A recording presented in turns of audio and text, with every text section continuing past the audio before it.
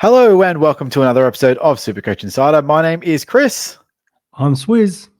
Hey, and welcome to the Round 5 podcast. Guys, it's only taken 5 weeks for us to do a round podcast. Isn't that incredible?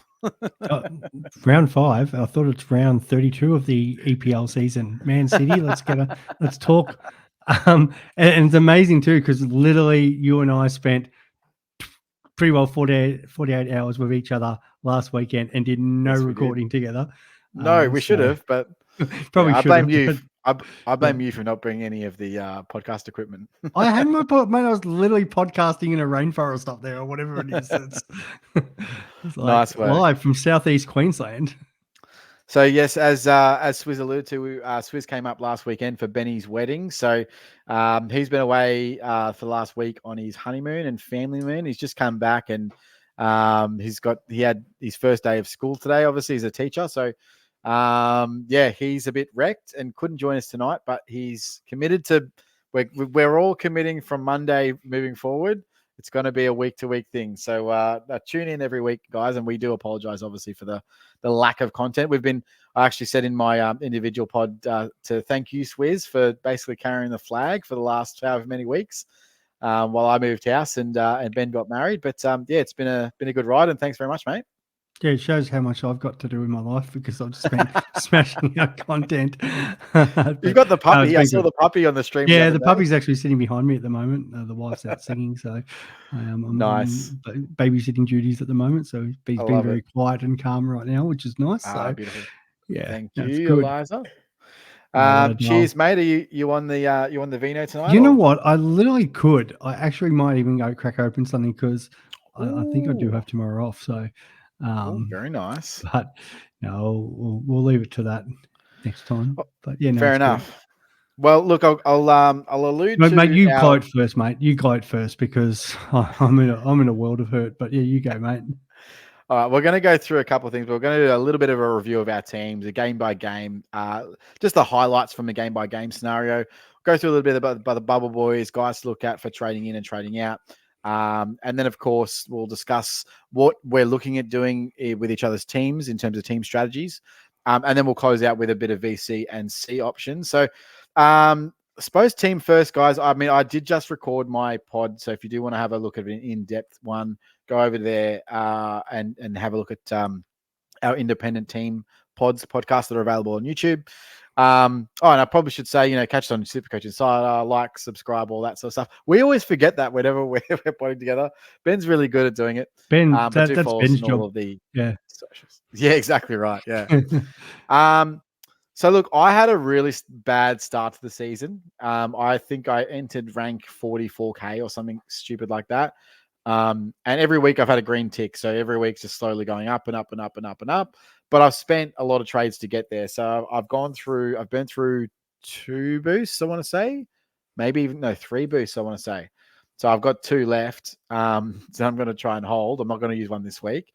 And I've had to do a lot of changes in my team. So along the way, a little bit of strategy there, just trying to work around the buys, etc. I managed to have a really good week this week and scored 2,147, I think. Just bringing it up here. 2,147. Yep. Which actually boosted me. So I was actually ranked. So after the week, I was 8,850 or something. And I went all the way down to 1,692. So I've had a really, really good week. I think a large part of that was some of the players that I didn't have were out this week. So, so people have Grundy, obviously, I didn't have him because I traded him out. People have Dacos. I didn't have him because I traded him out. So I did have some little point bonuses here, but overall, really it was the rookies, man. They absolutely dominated. I brought Closey in early, so I had him on field. I did also bring in Graham early, but I didn't have him on field. Sam Darcy went bang. Still have Fife. Reed went bang. So all the guys that I wasn't really expecting to go well just went and just blew up. And that's really what sort of catapulted my team. Obviously, I was on the Gawn VC train. I think a lot of people were. So I had a lot of my uniques as well kind of went gangbusters. Have you heard of a player called Elliot Yeo? Because you're going to be hearing a lot about it. May have watched him get it a few times on the weekend. Dude, you must hate that. Did you? Were But you watching that saying, is that I the tipped against us, mate. I was like, the moment Taranto's out, we're not winning this game. Like, but from a purely objective standpoint, would you agree that that was possibly Elliot Yo's best ever game? yeah, mate, 100%. And like the reason Yeah. I didn't go there, I just could not trust his body at all. Like it's the first time I think they said Oh, he's played 5 games in a row in something ridiculous, like 5 or 6 years. Like just and he I hasn't completely done agree with you. it. I actually didn't plan on even having him by here. Like I was like, look, I'm going to make a quick 50, 60K and then, punt him to some, the obvious top 6 candidate. He's currently a top 6 candidate. Like, so, who knows what's going to happen with that. I think it's kind of a ride it till I break it kind of deal. Hopefully it makes to the buys and hopefully longer, and then we just evaluate from there, but looking not too bad. So, yeah, not too bad week. How'd you go, mate? Mate, awful. Like I'm dropping each week. I think it's got 1906, something like that. I've dropped down to 15,000. I've probably burnt as many boosts and trades as you. It's the pressure of the expert tag, bro. That's it is what a it is. little bit like it's not sitting well. I mean, 1908 in the end. It's so many of these 50-50 calls. It's just going like I look at my team and go, yeah, it looks good. It looks good for 2023. But just some of these midfielders who just and just little decisions like the week before or 2 weeks before, I was debating about like getting Flanders after his bye. The only way I could do it was Harley Reid. Harley Reid's break even of 46, playing forward against the Swans who are dominating. And then he does play forward. So I get all that right, do all the research, fine, and comes out and scores 91 because the Swans are awful for that first half. And the kid, we know the kid's a freak, but just the role and the matchup did not make sense. And then, of course, if he gets the confidence, they move him back into the guts this week and always was going to dominate that Richmond midfield.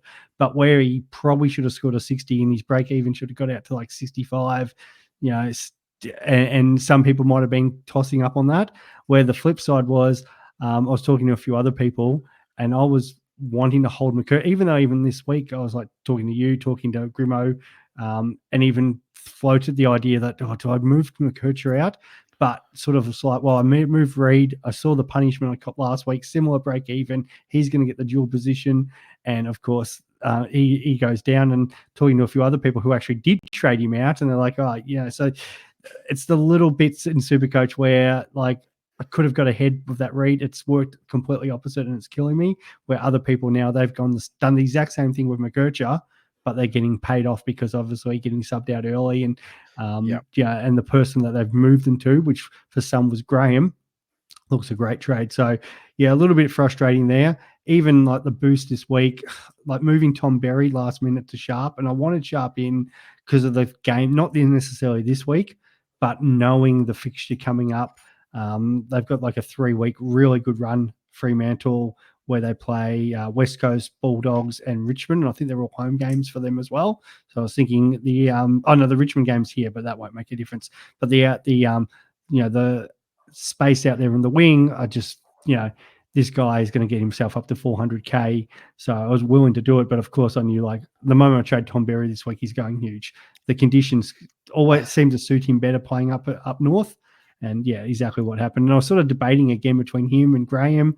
And then, so I'll naturally get Graham this week, but could have just gone a week early on there. So there's a lot of like little frustrating moments there where I'm like, even this week, I was down to the wire between Nick Martin and Steele. I'm like, well, Nick Martin's the one who's going to get dual position.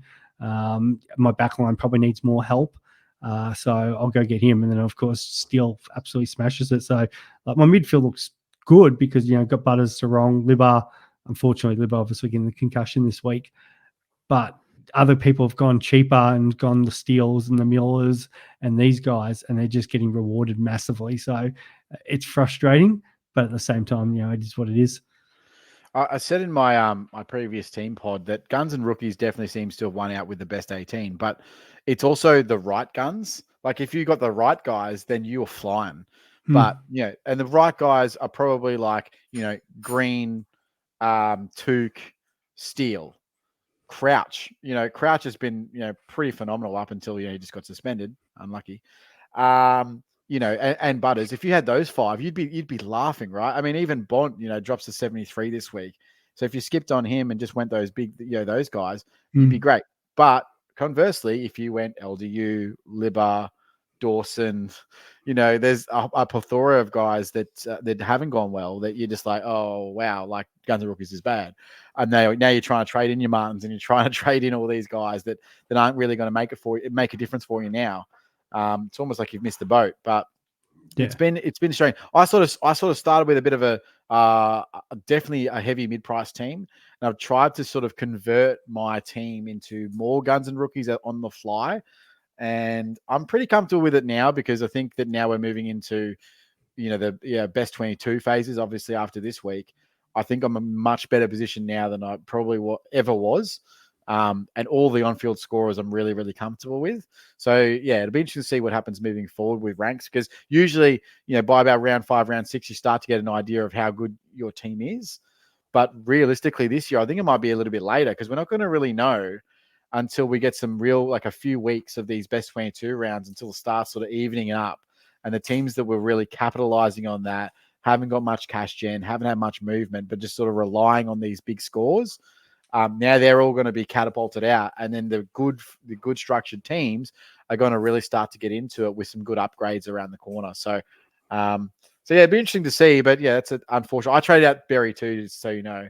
Yeah. I think Ben was the only one that held. But I did go to Graham, so yeah, I suppose whatever. Right. And I kind of wanted one more week in that, but I was like, well, Sharp's still going to. I still see him getting up to 400k with that fixture. He's going to have one. If it's not this week, it's the next couple of weeks. He'll have a spike game. So it was just annoying didn't start him because I just had too many of those sort of midfielders in. And in hindsight, I would have had Wilson forward, but I was pretty big on Buku, who's doing his job. Like I don't think too many people got on the Buku train. So he's on actually 4%. So I was loving Buku, but I didn't end up going with him for whatever reason. And then I regret Wilson over Buku for sure. Yeah.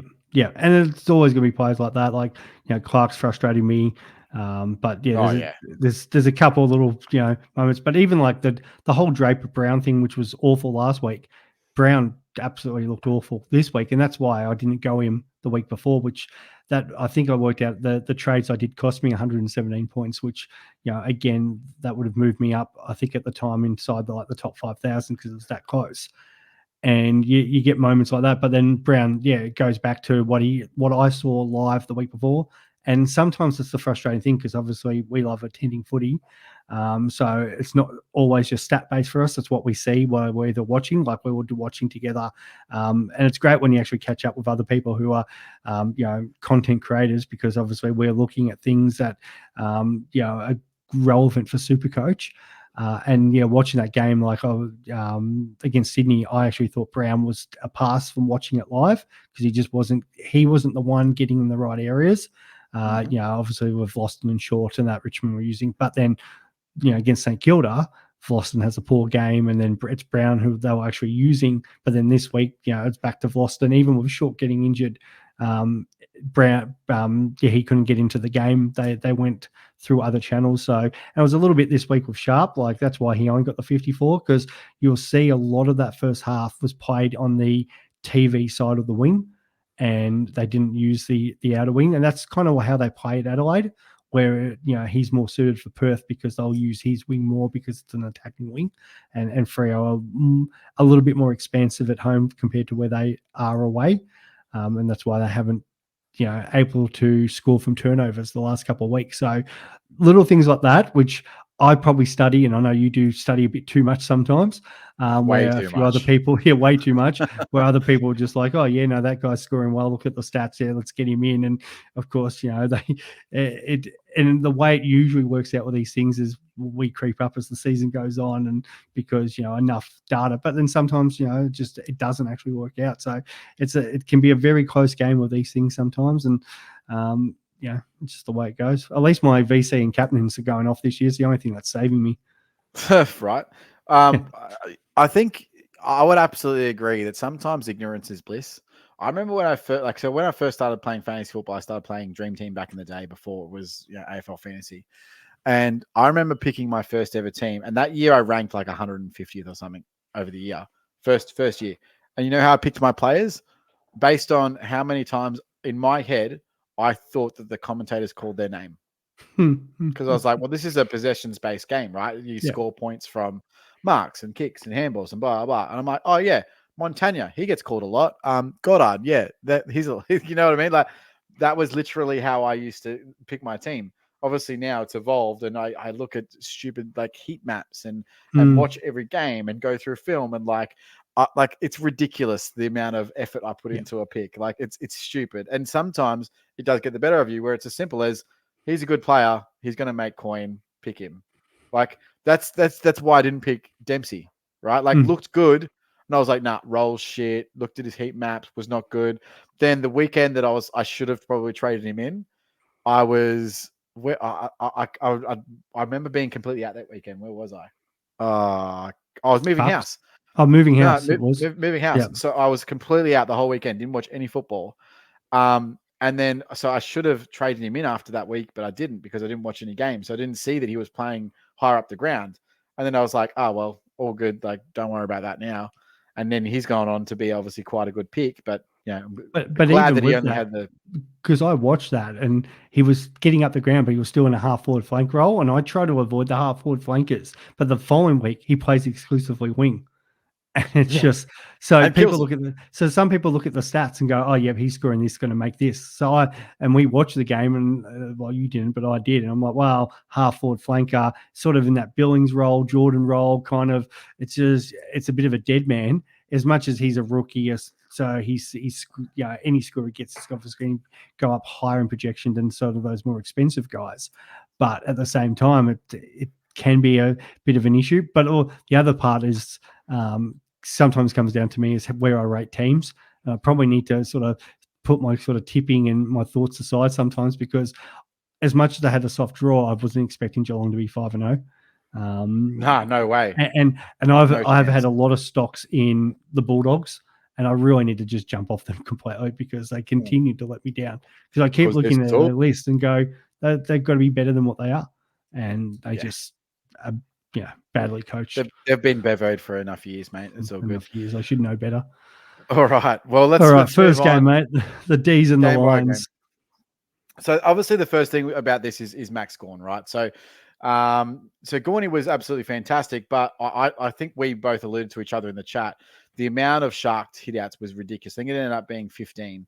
And you do get negative, I think it's -3 or -4. I'm not sure exactly on the number. I know you get +5 for a hit-out to advantage, but shark taps, I'm not sure. I don't think it's -5 for No, I don't think it's back -5. It could be -3, but off the top of my head, I can't remember, because with everything, it could even be 3.5, because they do have half points for some of these things. And it's not like it's like they went through tackles the other day.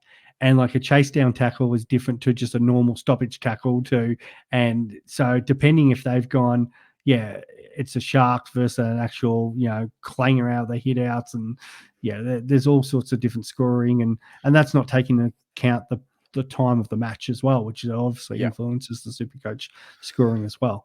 But you're right, it was 15. So you're still looking at close to 50 points. And I mean, he also had 23 disposals and 5 marks and 5 tackles. So to end the game on 149 DT and 138 SC, it's a little bit in that. But I think everyone had his VC on, and look, I think you had to take it. No one could have predicted that Cheezel and Yo would have the games that they did, and it's not worth the 15, 20 points to sweat on someone that much. So I think it was the right decision. I saw a couple of guys risking it to get a higher score. I was like, what are you doing? If you really hit the 125 plus mark, you really should just take it. Like, that's as simple as that. I risked the week before the 119, but mine's usually the 120, but I get the 125 as well. It depends on what marker, but if they don't hit whatever, you got to stick by your marker, whatever you think it is, be it 120, 125, and that, go for it. It's the amount of questions I get, like, should I take the 138? It's like, go with yourself, but it's just a no-brainer. No, you're the expert. They should ask you. Yeah, exactly. And the other thing that hurt Gawn was he kicked his goal late when they were getting belted by about 7 goals at the time. So, that the influence on that obviously is a lot less than if he'd kicked it earlier in the game. Yeah. Um, Look, obviously we're going to skip through the relevant play. So Blake Howes obviously hit a nice little 62. For those who have him, I trade him out. Did you trade him out? yeah, I traded him out. Okay. So obviously he's going to reset his break even. Are you going to hold him for a week, or are you just going to no? What's I the play think here? it depends because I'm gathering the people who held him didn't get closely in. And because I Yeah. seen that was the most popular trade anyway. I saw a couple of people go say they still had a dead rookie like a Caulfield, for example, and they went there. But it seemed to be the way most people who were holding houses like, oh, why you? I can just wait one more week on closely and have a look. So it's the obvious one. If you've got house, bang down. As much as he's reset his break even. That's a pretty obvious one. If you don't want to, if you've got other options in defense that you can trade out, another dead rookie, then maybe go that. But at least with best 18, like he can get away with it. So there's no reason why you couldn't hold him, but there is the possibility of making an easy, what's that, 130, 140K? Oh, like I think you have to get Closey, like however you get him. But are you keeping Howes or whatever? That's team dependent, I guess. Look, I can see a reason to keep him, but how much money is he really going to make? Like if you have a look at his chart, his break even schedule over the next game, like it's reset down here. He's probably only got, let's say, if he averages, here we go. You tell me his break even in front of me. But because I think there's a logical answer to the next game that they his play. break even's his break even's 21, so he's going to make cash. He's going to make some cash.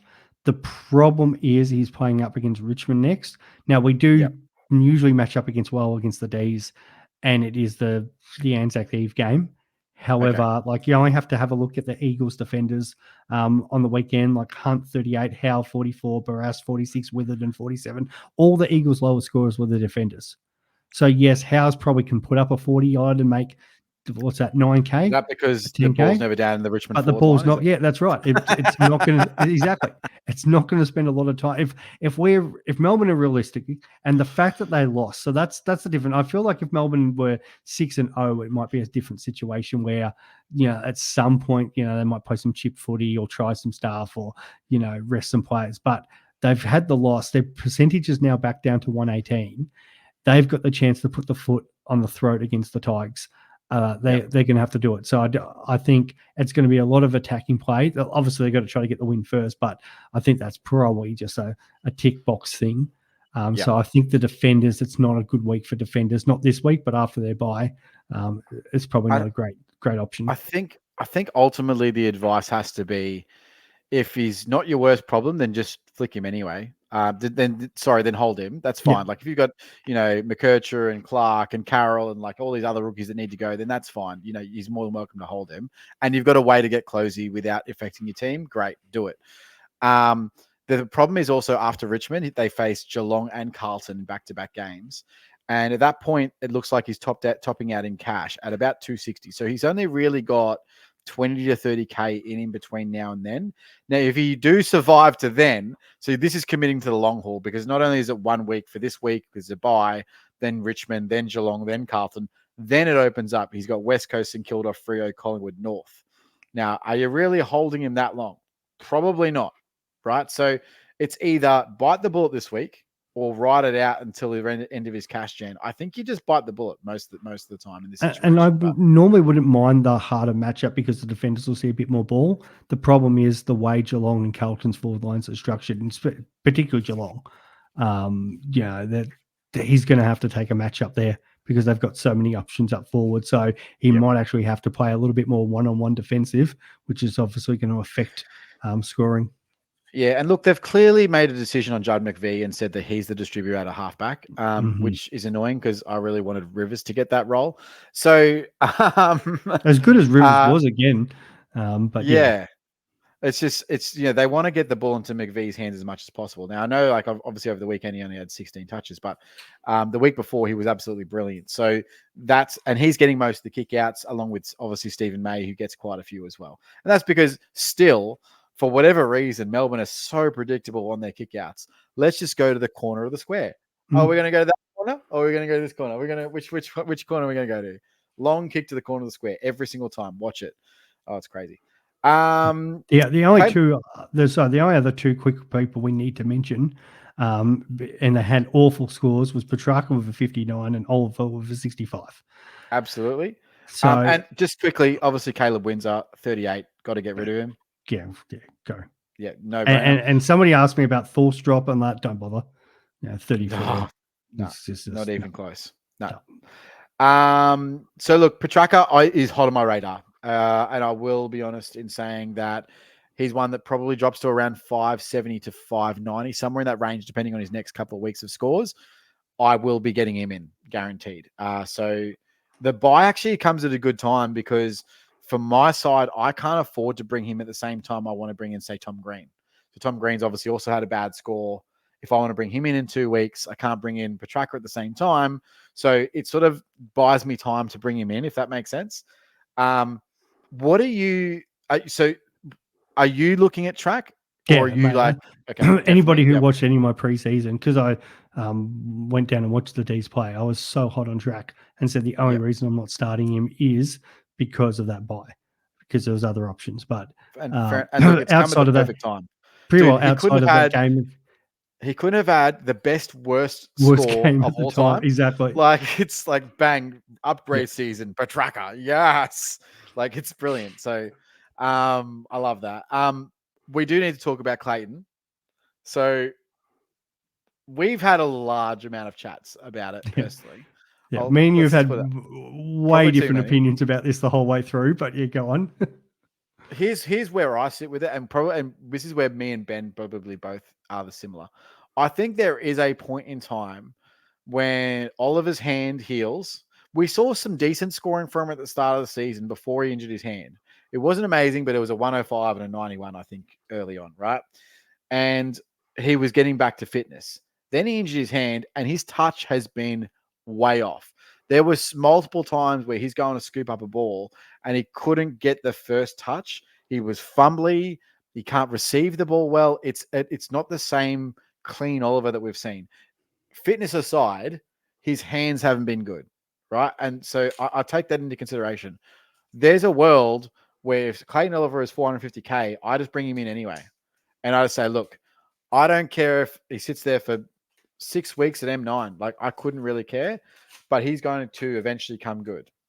Now, I think it might be a little bit too early in the season to be making that hedge, but you've probably got a few weeks to make that decision, right? So I think he was like 512K, and then what's he at now? Like, 502 now. 502 with a really high break even, right? 158 BE. And so he's probably going to be 450K in 2-3 weeks, right? So we can see after because he's now for those playing at home, he's having hand surgery in the break, and they hope to get him back for the first game back. I hope that it's even another week on top of that. Like, I don't want him to come back that first week. I don't think they're risking him against Richmond, because I hope they don't. They won't. Oh, they don't need to. They don't need to. Like, unless a miracle happened and all of these Richmond players start coming back, but they're not, because they're all long-term injuries. So there's literally no reason for Clary to have to play that game. They've got enough in there. Well, where they need him is Geelong Carlton, right? Exactly. So why would you risk it? And that's no like, I can say that because they're my boys. So most times we go, no disrespect to that team, but they're my boys, and we know where we're at. It's the probably West Coast are the only other team that's had ridiculous injury lists like this to key players, and we've still got enough people in Petrarca, Viney, Sparrow can go in there, Neil Ball, and they've got plenty of options. They don't against a Richmond midfield, which is probably going to once again be Baker, Bolton, and then the young fellas. Right. So let's look at this. Right. Let's say, and I'll be honest, I don't think he plays at Richmond, because from my surgical experience, I've only had surgery once, but they were pretty open and transparent. It takes 2 weeks for the scar to heal from the surgery. Right. You're not supposed to do any physical activity for 2 weeks, because your stitches can bust and blood goes everywhere and it's disgusting, right? So, yes, he could possibly play because that's on the cusp at the Richmond, but you'd probably think that he doesn't. Then he plays Geelong and Carlton, gets average scores but looks pretty good. Then you bring him in round 10, West Coast, St Kilda, Freo, Collingwood, North, all in a row. Then it's Brisbane, then West Coast again. So they play West Coast twice in 8 games. Then Essendon, then Freo again. So like they have one bad fixture, which is Brisbane Lions, and even them, they're pretty leaky in midfield, to be fair. They don't tag. It's right up to round 20 until you hit GWS. Like the fixture's really good. And this is why I'm really interested, obviously, in track as well. But there is no reason why Oliver at 450k or below, it could not be a viable M9 at worst case scenario and a really good M8. So bringing him in, say round 10, just before the buys, you get the buys of best 18s to really, like, if he's not good, then you can be like, okay, push him to M9. You get that time to evaluate whether or not it's worth upgrading another premium or going with Clary. And I don't hate it. It's not amazing, and I understand, people are completely off Clary, but just a left field opportunity, bring him in round 10, see what happens. And just doesn't matter. It doesn't matter if you're really that wrong because you can upgrade around it because he's so cheap, right? That's just my personal opinion, and I know other people hate it. So take with it what you want. That's just how I roll. Yeah, well, I think I've been pretty consistent with this. I said I went and watched him through preseason, and I didn't want to borrow him in those early games. I said he's going to come back unfit. It surprised me how actually well he scored in those first 3 or 4 weeks. He's still getting 80s and 90s because I thought they need to put time in him. To me, it would not surprise even if they rested him against West Coast, depending on how they're going and stuff like that. There's potential where they don't even have to take him over to Perth. But if he's playing that period, I'll be very tempted at 450. But I don't actually think he might not go up too much until his sort of buy area after round 13 anyway. Like would I be happy still paying 470 for Clayton Oliver to pick him up after the buy? Yeah, sure, no problems.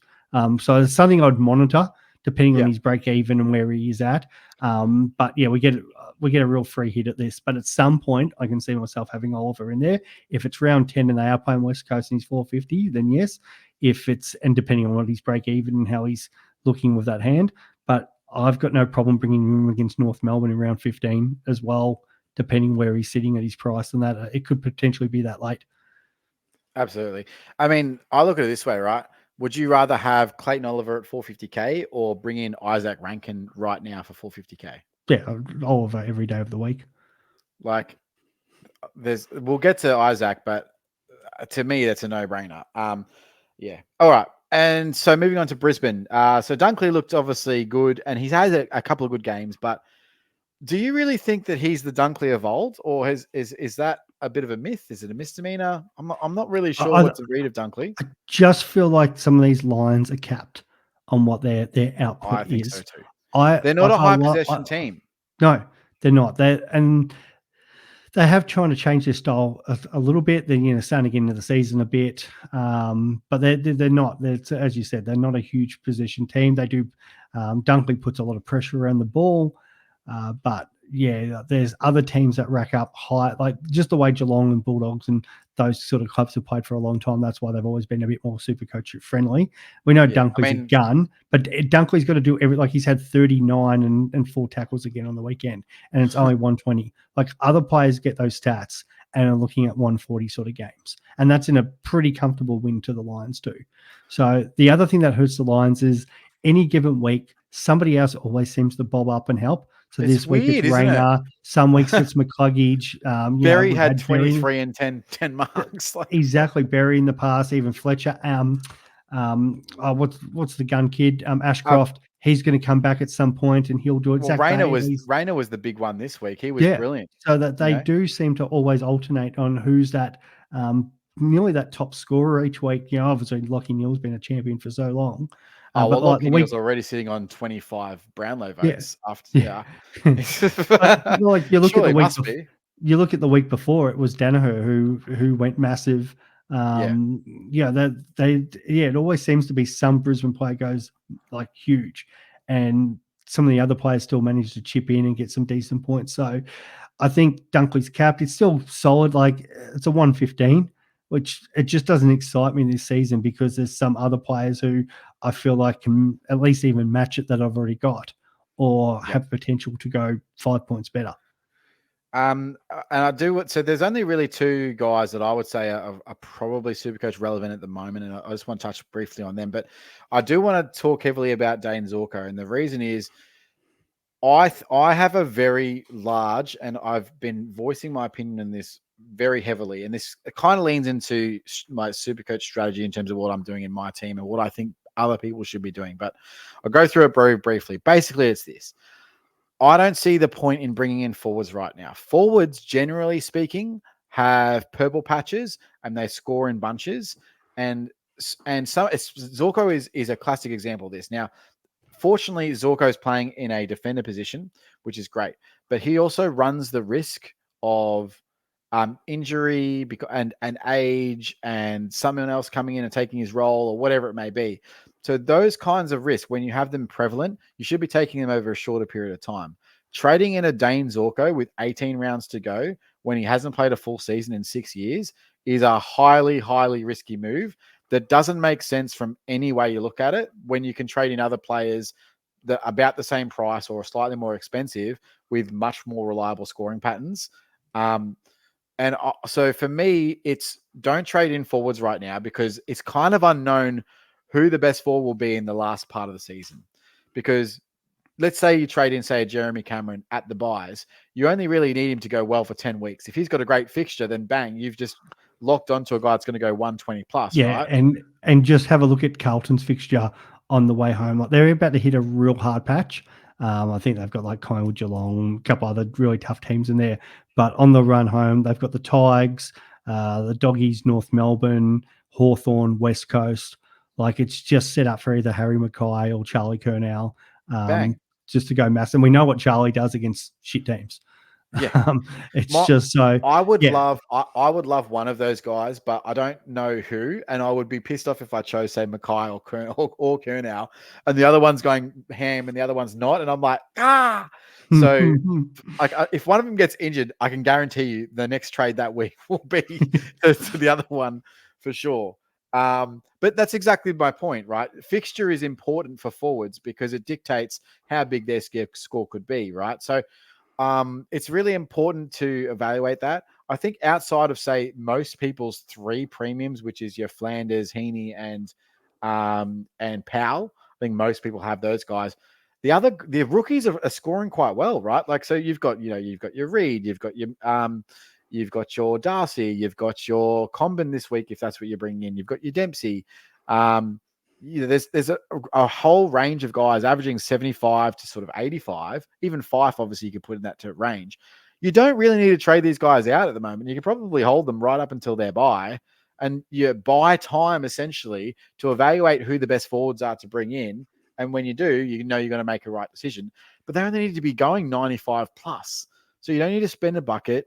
These guys aren't blowing you out the water, and you've got great rookies on field. Like, why bring in guys like Isaac Rankin? Why bring in guys like Dane Zorko? When you don't really know if they're going to do it for the season, and they might disappoint you, and then you're going to have to trade out of them anyway. Like, that doesn't make sense.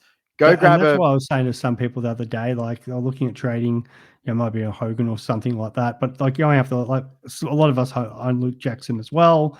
Like that's why it's sort of a hold at the moment because he's still averaging 110. If he has another poor game, then we reassess. But against West Coast, he could probably do anything, and we always know Shrek's 1 week away from an injury.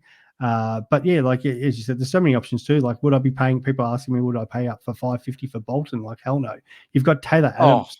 Taylor Adams has played one game. Taylor Adams has played one game. He's 97 and he's 430. Like if Adams comes out 97 in 2.5 quarters, might I add? Yeah, that's right. So if Adams plays sort of 3.5 quarters this week and scores, another 97 or anything around that mark, then you've got a big decision to make there at 430. Why are you paying 530 for Zorko? We could get Adams at 430. He might be a must have. We don't know yet, but we get a week to look at it.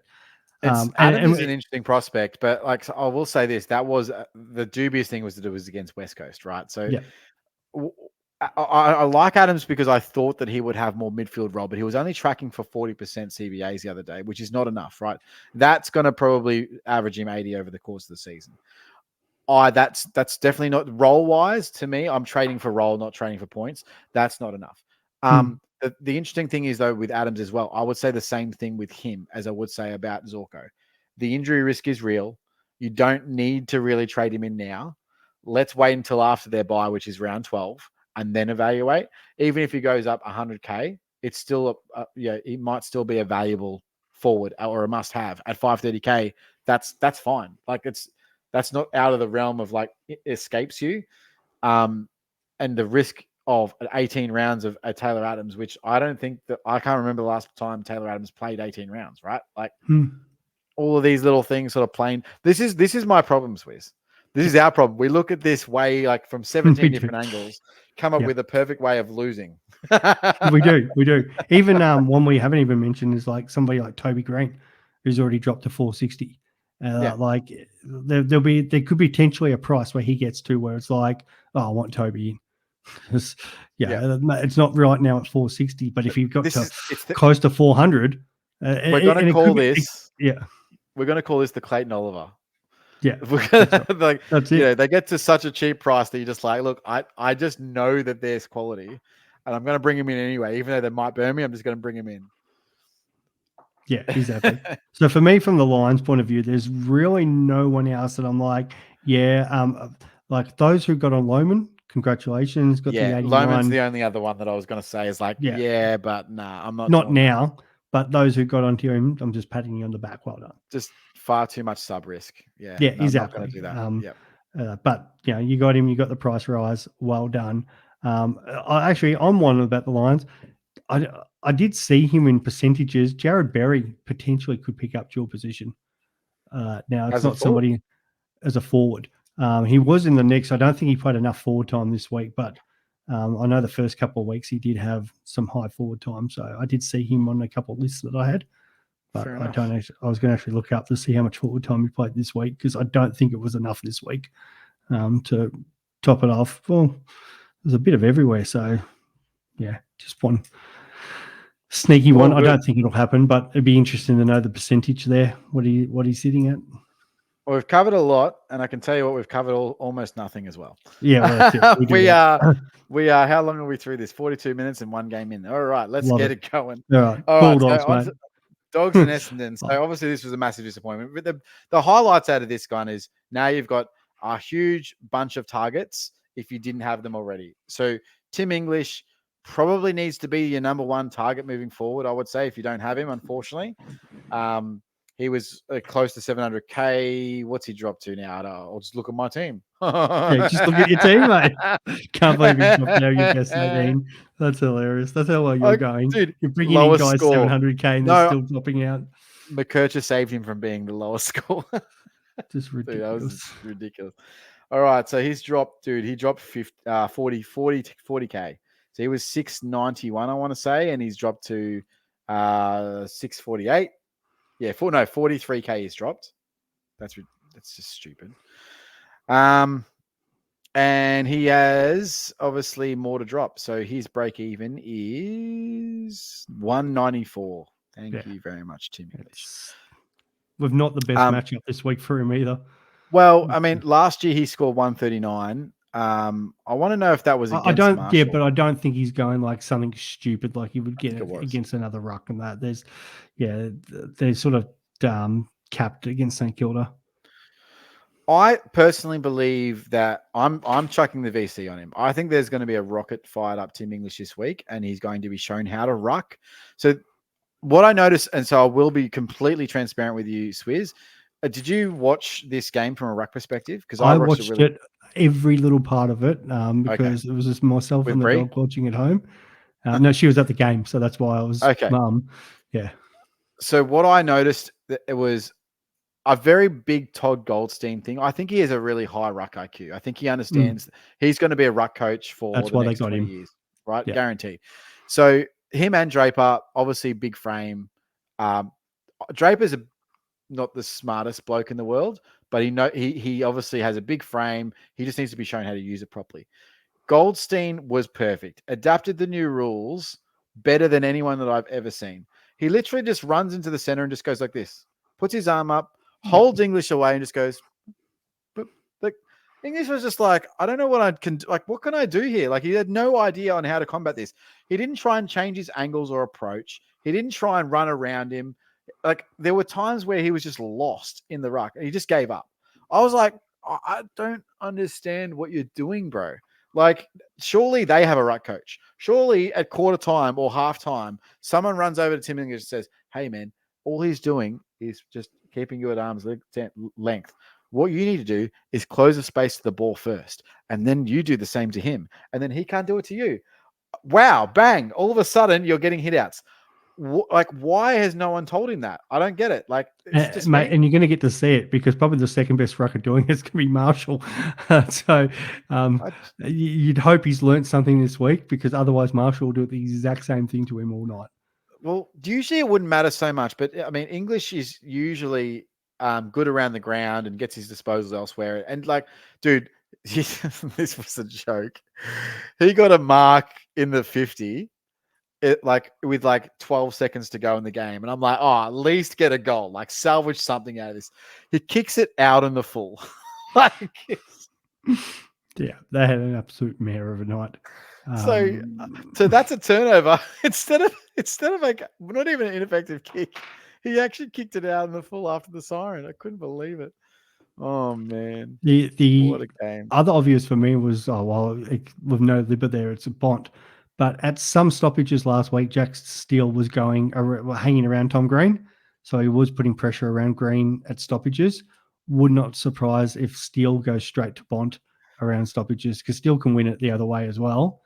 And I think it's going to be might be a tough night for Bont as well. Yeah, I mean, look, he's probably the only one. Ways. He's probably the only one can actually go with Bont because of Bont's sizes.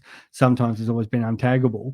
But yeah, Jack Steele's just so physical. Windhager's big, bro. Windhager is big, so he could potentially do it as well. So they could, and what could happen is Steele starts there at the stoppage and goes, okay, I'm going to head to head, but Steele's such a great defensive player that if Bont gets it, he can lay a tackle. But Steele's good enough to get it the other way. And the moment that breaks out, or they have the ball around the ground, Windhager probably goes to him around the ground then. And then that doesn't stuff St Kilda's in-ball centre-bout structure that way. So wouldn't be surprised if Windhager starts on a half-forward flank and the moment the play opens up, he just goes straight to Bont. So here's the thing that I'll say with that. I actually think that the opposite happens in terms of Bont scoring. The reason I say that is I think he goes massive this week. So obviously Libba, he won't be there for concussion protocols. So Bont is going to be basically the mainstay, only centre bounce mid. They could also maybe throw in a Jack Macrae into the midfield. That's the one I'm thinking this week. Macrae is going to have a great game.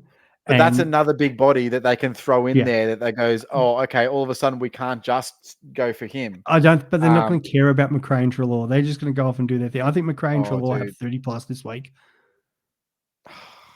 Yeah. I mean, look, they're not going to get any attention. Sometimes Bont's untaggable regardless of what you do. It doesn't matter. He is sometimes as well. But I just think the Saints actually have the matchup because of the size of their players. That's true. Yeah, as you said, Windhager and Steele's just so good defensively. So he did a number of times. But anyway, yeah. Let's talk briefly about Jack Macrae. So he scored an 87. Obviously, he's dropped some cash. Now, he might get a role this week, and I think that he will. I think that he's going straight into that mid this week, right? He could get 40 touches and score 140. Mm-hmm. What does that do to your prospects of bringing him in? Are you like Bevo's done him I'm not touching him this year? Or? It would have to be a few weeks consistently me seeing it, and Bevo's completely scared me off him because he pretty well stamped his papers. He's there as you're nearly in case of break glass, you're in, and that's what it is this week. What I haven't liked about Macrae this year in terms of when he gets the ball is that he slows their ball movement down. Like he'll take a mark and he's the one that goes back instead of playing on. And that hasn't been the Macrae of old. And I'm not sure if that's because he's been instructed to do that or that's just he doesn't have the leg that he used to because he's obviously lost a foot of pace. But that's more it. It's interesting to watch because when they need. So what happened last week, obviously against Essendon, and we'll obviously touching on this game. That was a breakneck speed game. It was end to end to end to end to end, and Essendon outlasted Bulldogs like it was going out of fashion. That's essentially what happened. He got to the point where they just broke them with the pace of the game. And they just couldn't slow the game down for whatever reason. So that's why I was saying it was Jack Macrae specifically trying to slow the game down because it was going too fast, or could he not go with it, and that's why he was slowing the game? And I don't know the answer to the question. No, it was definitely him slower. And the Bombers play. I see enough of Essendon, and they've always played this breakneck speed, especially when they're on their home deck. And the only other game which I felt mirrored it last week, especially in the first half, was GWS St Kilda. And it was just because they couldn't convert, or the Saints would kick the king, and because once Taylor went down, they just kept kicking it, and he was turning around and he was having a shocker. But the Saints with Hill, Bonner, these sort of guys, Sinclair, they were playing with breakneck speed as well, hitting up Sinclair, quick handball, keep going. So the Bulldogs, I feel like, are going to face the exact same thing, maybe just a touch slower than what the Bombers do it, but pretty well much the exact same situation this week again. Yeah, makes sense. A couple more on the doggy side. So Bramble had a 77, so a bit of a bounce back game. Won't touch too much on him, but he's not a must-have or anything like that. Obviously, Bont is going to be a massive target. Do you still try and bring Bont in? Like, he's still going to be... His break-even pretty big. You do, but not yet. Not right now, yeah, but he's going to be one that you bring in the next couple of weeks if you don't have him, for sure. That's why the Libba question. So if you're like me, I'm really tempted to hold Libba because they're... unless they sit there and say he's ruled out for more than one, but it probably is just one week concussion. But yeah, after this, they've got Freo, Hawthorn, Richmond. You need Bont for those games. And I think Libba, outside of the fact that Libba got subbed out against West Coast, he's still actually traveling pretty well. Like, he had the 155 against Geelong, was their best player, pretty well their only player with Treloar the other day. Nice. And the fact is, like, Livers, he had a delayed concussion. He was still out there. It's the only ball winner that looked like getting the ball. So in the last couple of minutes, so I'm not too bad about that. And then I think if you've got Sanders, as much as trade, like, I'm on the fence on this because if it helps you do what you need to do, then fine, trade him. But the fact that Libba is missing this week is probably going to get his best opportunity. But in saying that, if it's true where he did crack it on the bench, it wouldn't surprise me if Bevo goes, you're going back to the seconds this week either. So I think we're going to wait and see what teams is. I'm sure he'll play midfield and get a lot more time. I think that's more the likely thing. But Bevo, who knows? I'd laugh if that was the case. I'm a unhappy Sanders trader. So I traded him in round 2. And that's another story. So that's it. That's your Harley Reid move. Well, I did. Yeah, exactly. And it goes bang bang.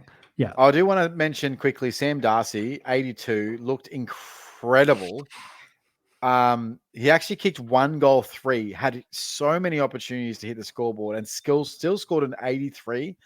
Had 7 hitouts. I haven't seen the splits this week, but he probably gets ruck forward status at this point. He's right on borderline, I think. I'm really hoping that's the case, but we'll have to wait and see.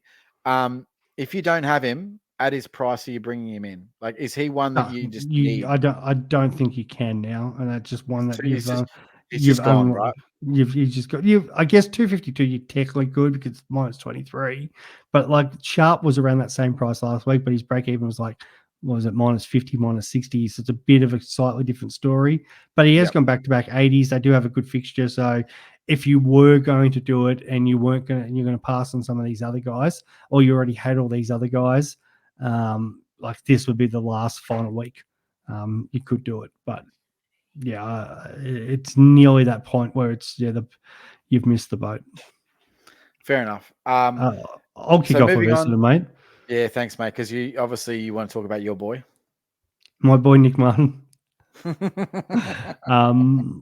But I know a few people were a bit frustrated who didn't own Martin, saying it was probably how the hell did he score 100? But yeah, he still got the 25, kicked a big goal early, which is always going to boost your score. Like, if you're going to kick goals, you need it when the game's up and about and close. And it's it's pretty important. But still, he probably used the ball the best that he's used it in a while. There was one shocking turnover. I will say absolutely.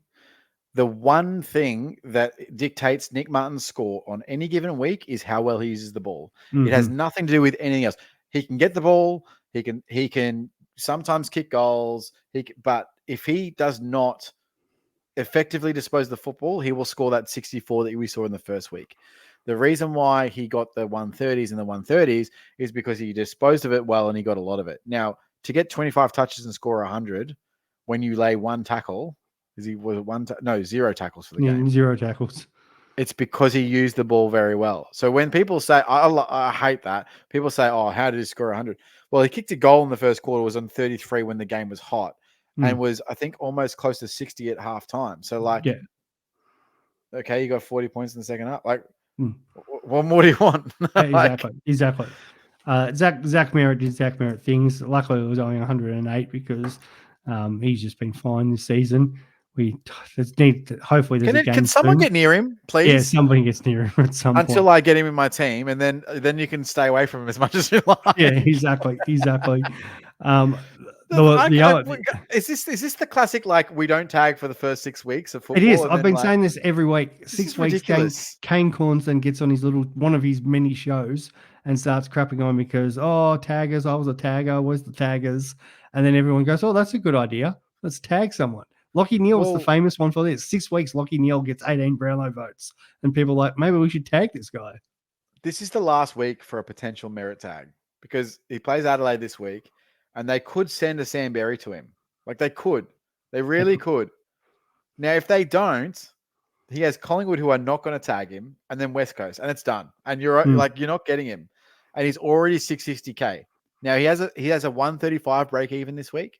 So if he gets tagged to like an 80, you could pick him up maybe 620 in 2 weeks' time. Maybe. Well, the real issue is, like, Adelaide, who aren't offering a huge amount, played very well against the Blues this week. So does that take the pressure off? And then that always, when you have that big win, he's the captain on Anzac Day, so that's a massive match for him. Goes and plays West Coast. He kills us every time. Kills us every time. Round 9's the Giants. Then round 10, they've got North Melbourne. And round 11, he's got the Dreamtime match against Richmond. Dude, it is ridiculous. Like, there is not a single trade-in target I would prefer right now outside of him, outside of the fact that he is so expensive. And, like, I actually consider this. This is the move I should have done last week that I didn't do. All right. So I had thought, okay, so why would I bring in Tim English at the highest point? I brought him in at 690K essentially, right? Mm-hmm. Like, that's a stupid move. Like, why do that? Like, he's going to come cheaper. He had a high break even. I'm like, look, I just don't want to mess around the rucks anymore. I don't want to have to go to Meek and then, like, wait 3 weeks and then finally get enough money and then I'm trying to upgrade the midfield and I've still got Meek, and then it comes to round 10 and I still don't have English. So I just convinced myself I don't want any of that issue. I'm just going to go straight to English, right? But had I gone to Meek, the plan was go Meek and Steele last week, and then I'd have the money to go to Merritt because I could get a top price player because I didn't spend all that money on English.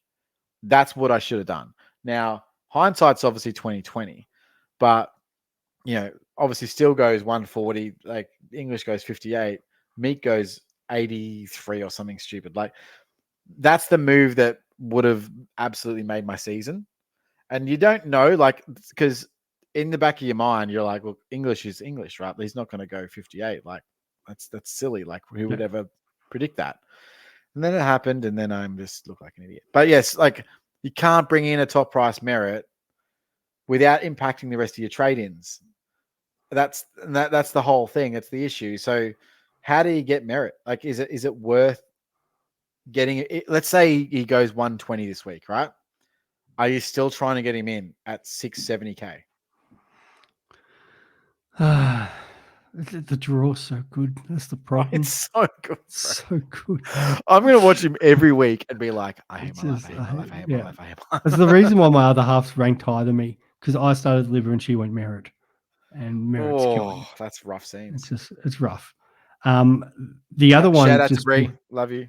Yes, the other one worth mentioning is Parish. Hasn't he fallen off a cliff right now? 61 again. Like, this is a guy that's regularly 110 player. He also must have been on the Clayton powder. Just is offering literally nothing. So he is 540 with a break even of 176. Yeah, not touching. So you'd need I've a never massive liked him as a pick. No, but the problem is he does love smashing shit. He loves, you know what he loves? He loves Anzac Day. He loves does getting that as 45 well. touches. So, like the fact, like he's untouchable the next couple of weeks. But it would just be interesting. Like again, is there a price where he gets down to where it just becomes, well, this is a guy we know if he starts racking it up. He's one that goes just in purple patches. We've seen this over the last sort of 3 years, and that he just goes on runs where he just goes 160, 150, and that you only have to look back. I think it was like 2 or 3 years ago, and there was a patch there where he's gone 134, 152, 136, 166, 190. Like just stupid. And then like some of the other scores that he's put up is atrocious. Like he put up a 40, a 49, a 74, a 52. So this is Darcy Parish to a T. Like he's putting up some really average scores, and there'll be one game where it'll turn, and nobody will jump on it because they'll be like, it's one game. But we've seen this enough from him where, one game turns into 5 games, and all of a sudden that average just comes massively up. Agreed. But I'm not doing That's it from the Bombers, mate. That's all I just All right, they played well. Well done to him. Good win. On to GWS versus Saints, mate. So obviously I'm on the Whitfield train, and I've made it fairly well known. Look at this, man. 34 touches. I would love to get a pick that would have a positive DT to SC ratio. Is that so much to ask? You were asking me about this. You're like, what is going on in this game? And I'm like, mate, the kicking inside forward 50 was not great. No. And it would just rebound up the other end. And it was played at such a fast breakneck speed that there wasn't a lot of early on, wasn't a lot of chip mark, all this where, accumulate your points. It was go, go, go, go. And then turnover, go, go, go, go. So there was a lot of like a half time. I think it was like 4 players from each side that had a positive Supercoach to DT, like just stupid. So I've been saying for a couple of weeks now, I believe that this might be true. It could be proven untrue, but I think that there's 4, say, must-have defenders, and then there's about a splattering of about 10 other guys, right? So your must-haves are Ryan, Dacos, Sheasel, and what's the 4th one? Maybe Tom Stewart, right? Outside of that, there's Lockie Whitfield, there's Wangan Malira, there's Sinclair, there's Houston, there's potentially Sicily, there's maybe even Jordan Clark, right? There is literally like you could have 10 of them. Write them down. There's heaps of them. They're all going, Hayden Young, Nick Martin, right? Like all around this 105 area, right? So get your 4. And then your 2 can be any combination of whatever fits your team with the other guys. Do you think that Whitfield is better than that 105, or you think he's just that 105 guy? No, I think he's just that 105, just because they've got options down there. Ash, Iden, they're all. Well, Ash goes 122, and he looks great. And I hate that he's doing. Dude, he goes 120, and then he'll go 80. Yeah, but halfway through last season, he turned into a good pick, which is great for me, who started him last year. So that's great. Thanks, Lockie Ash. Harvey Thomas obviously went well again. So for those who held him, you'd be brave to hold him. Oh, dude, he was everywhere, man. Yeah. I was like, bro, this guy's getting up and down the ground like you wouldn't believe. He's got pace. He's got pressure. He's got dude. He is exactly what GWS want a small forward. He's not going anywhere, man. He is not getting dropped from that team for ages. He has a 20. Yep. He has a 20 last week, and he goes, yep, we're going to hold him. Absolutely. Not going anywhere. He fits their system absolutely perfectly. Great pick. If you started him, awesome. Tom Green with a 72 falls into the same category as Bont and English, of course. If you don't have him, you're now on watch. Now, I do see the merit, pun intended, in potentially holding off to round 12, but the cash saving, so let's play it out, right? It's round 6 this week, right? So he drops, then round 7 drops, and then probably comes up again, right? So by round, if you don't have him round 8, there's another 4 weeks for him to build cash before you get him again. Dude, he could be 630, 650 by the time you try and pick him up after his bye. Like, do you want to take that chance? Like, is that something you're willing to take? Or do you just go beeline if you don't have him, join the rest of the pack and mitigate the loss while you can? Yeah, it just depends who else you're bringing in to offset. But if I think it's, I think you've got to. It becomes a week by week. You've just got to monitor it. Like if he comes out and scores a massive score, then you've got to obviously be prepared to get him in. If you don't have him, if he only puts up like a 110, it buys you time. So I think you've just got to be ready to go, even if you've got somebody else in mind and part of your plans. If the moment Green looks like he's going to price you out, you've got to jump on. Yeah, that's fair call. I like that. So you can evaluate over the 2 weeks, and if it looks like you're going to not be able to afford him, just grab him straight away. Yeah. And the only other one, and I suppose the other consideration, sorry, I will say, is that who else is there that you could possibly bring in instead? So if for example, Petrarca is a must get that week because he's going crazy and you need to bring him in straight away, then prioritize him over, say, a Green or vice versa. So you can do that. Yeah. The only other one from the Giants who had a real poor game was Briggsy. So not too many people have him, but sort of second year he's been really found out. Second proper year looking after the ruck. Started well, but has struggled the last few weeks. So if only they had like a Matt Flynn or something like that. That's right. Now, all right, I'm not going to talk about your boy, mate. I can't talk about Jack Steele because it's hurting me far too much, bro. Because I spent the entire preseason pumping this guy's tires like you wouldn't believe.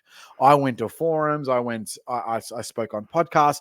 I was the Jack Steele like primary owner and number one ticket holder, and then I bailed out the week of Supercoach. So round 0, I was trying. I just completely just shat my team to bed. Didn't pick Jack Steele. Have regretted it ever since.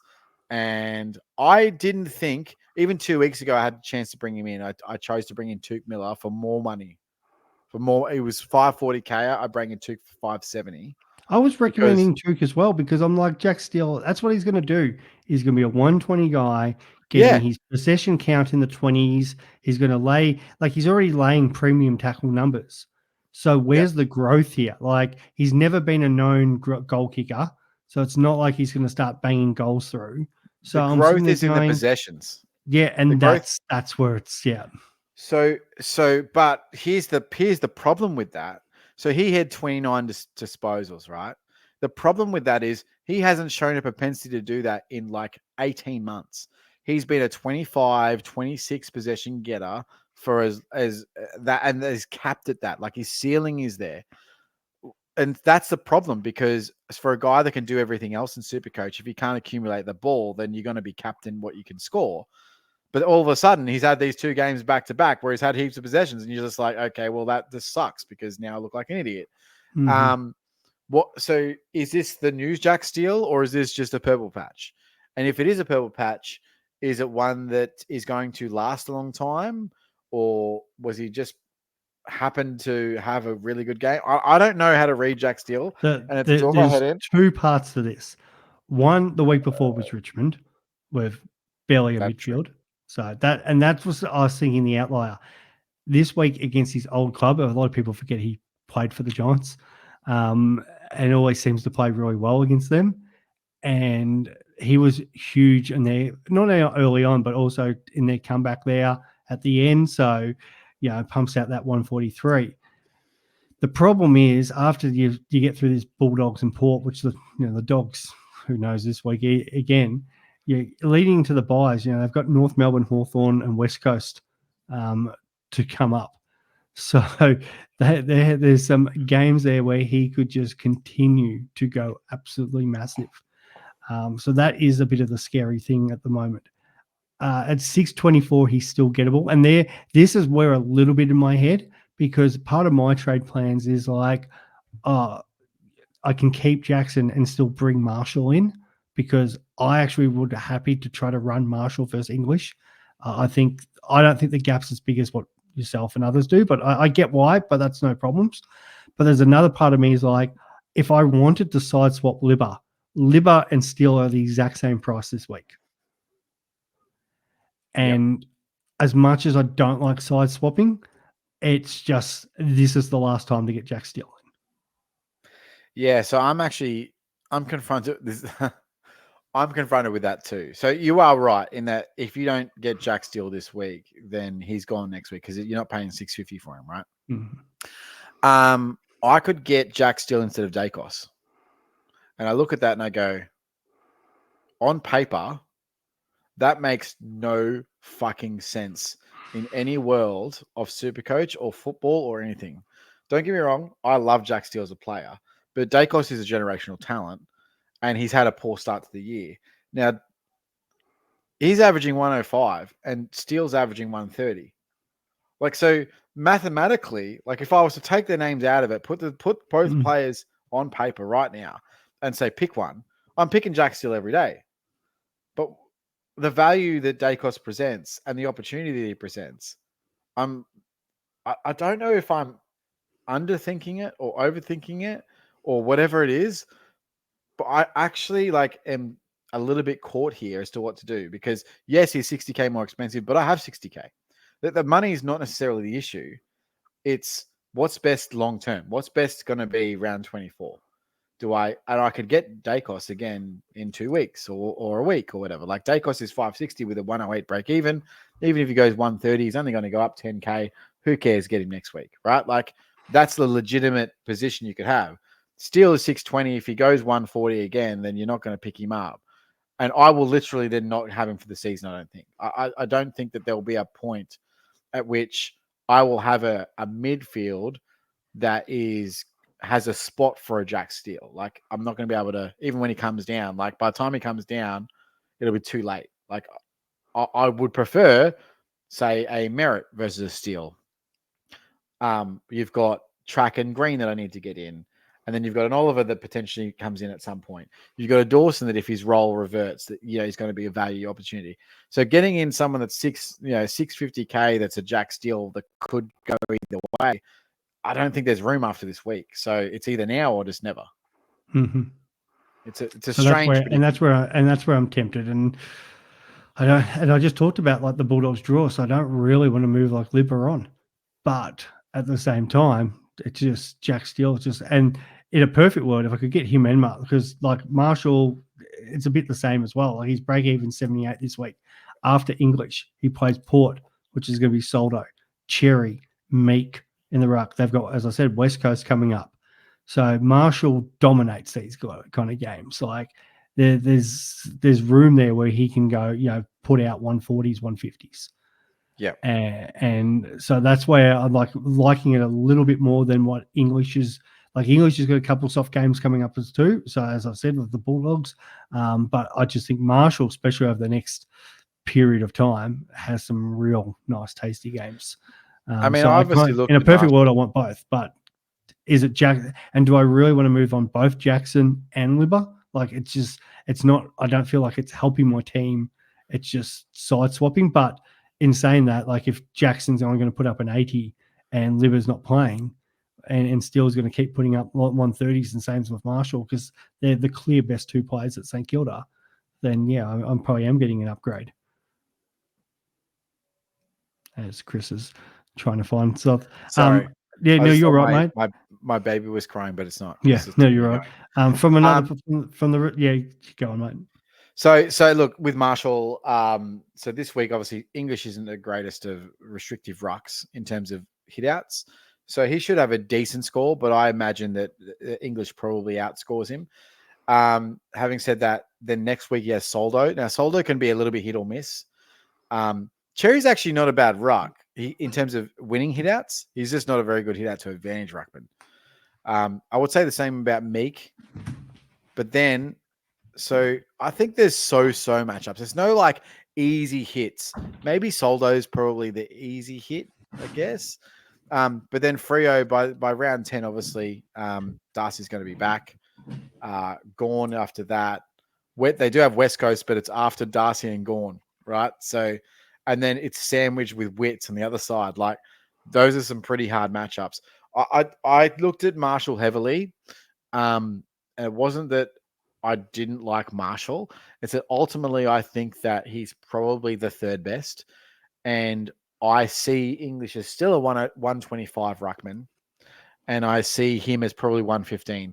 If the gap's 10 points per game, then how much money is that worth? And so I just decided, look, it's probably worth, I think it was 81K or something like that. 10 points per game over the next 18 rounds is probably worth that. And if you work it, that's probably 180 points. Now, the old method of working out what a trade is worth is a trade's worth 100 points, right? That's how I went. I was like, well, 80K is probably like half a trade, or maybe say 2/3 of a trade.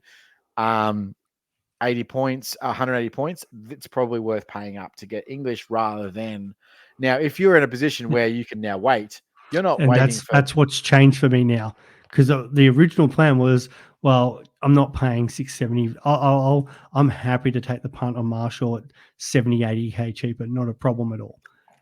Because I think that outweighs the points, because what I'm going to potentially do with that money. But now that English is going to drop to under 600, and even a lot less, well, it just makes sense that I'll just hold off for English now.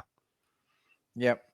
Now, there obviously is quite a few SC rated guys here. So obviously, Nasiah, Wangani Malira hit a 93, Sinclair hit an 89. Those guys, you can pick him up later. They're not really all relevant at this point of the season, I would assume.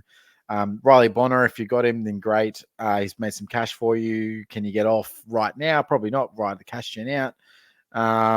Wilson's obviously spurred a little bit of cash gen. He's going to just keep doing a bobble along. It's going to be a slow burn rook. -3. Hugo Garcia, someone I want to chat about. So he was the sub and hit a 43 SC and a 53 fantasy in just 34% time on ground with 11 touches and 7 tackles in 34% time on ground is insane, right? Mm-hmm.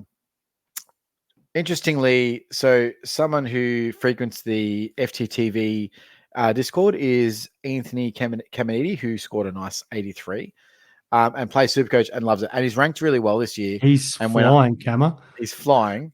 And when asked this week what he thought about Garcia and like the other rookies that were on the bubble next week, he said Garcia over them by a mile.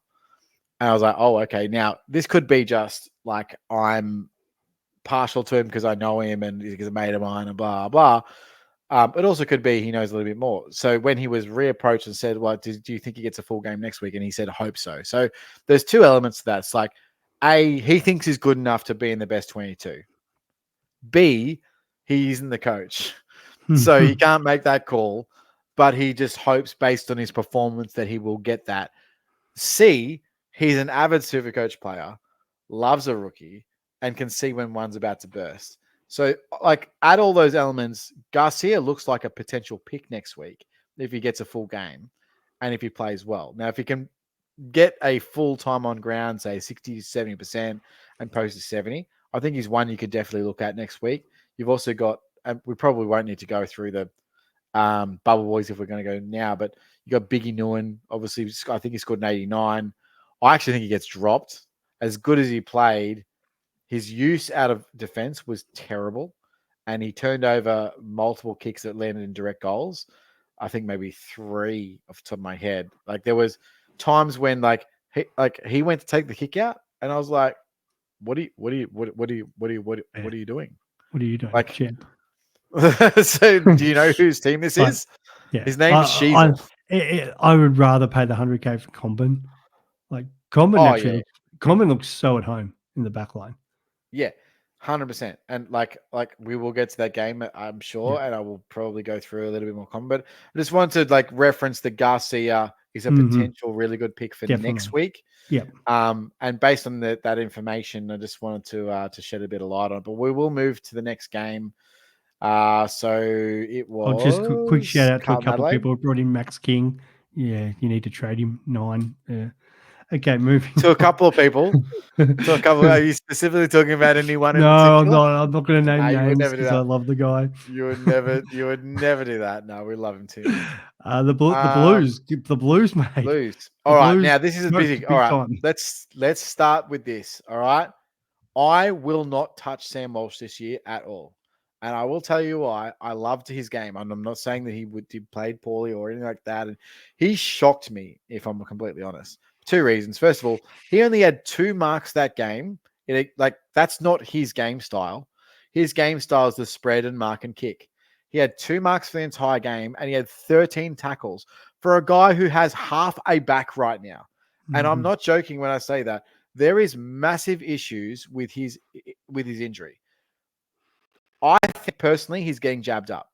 Now, that's fine because that will carry you so far. I am very, very concerned that this will burst. Back injuries are notorious to be aggravated with constant use and constant pressure and running and all that. Like, it's a very, very hard injury in the AFL to come good for a long period of time and get consistent football out of you. They obviously held him back. They were almost going to do surgery and decided not to. And I just, where was the tipping point where they decided not to do that? And why? Were they just like, look, if surgery is going to take him out for the season, we can't have that because this is a potential premiership year for Carlton. Let's be honest.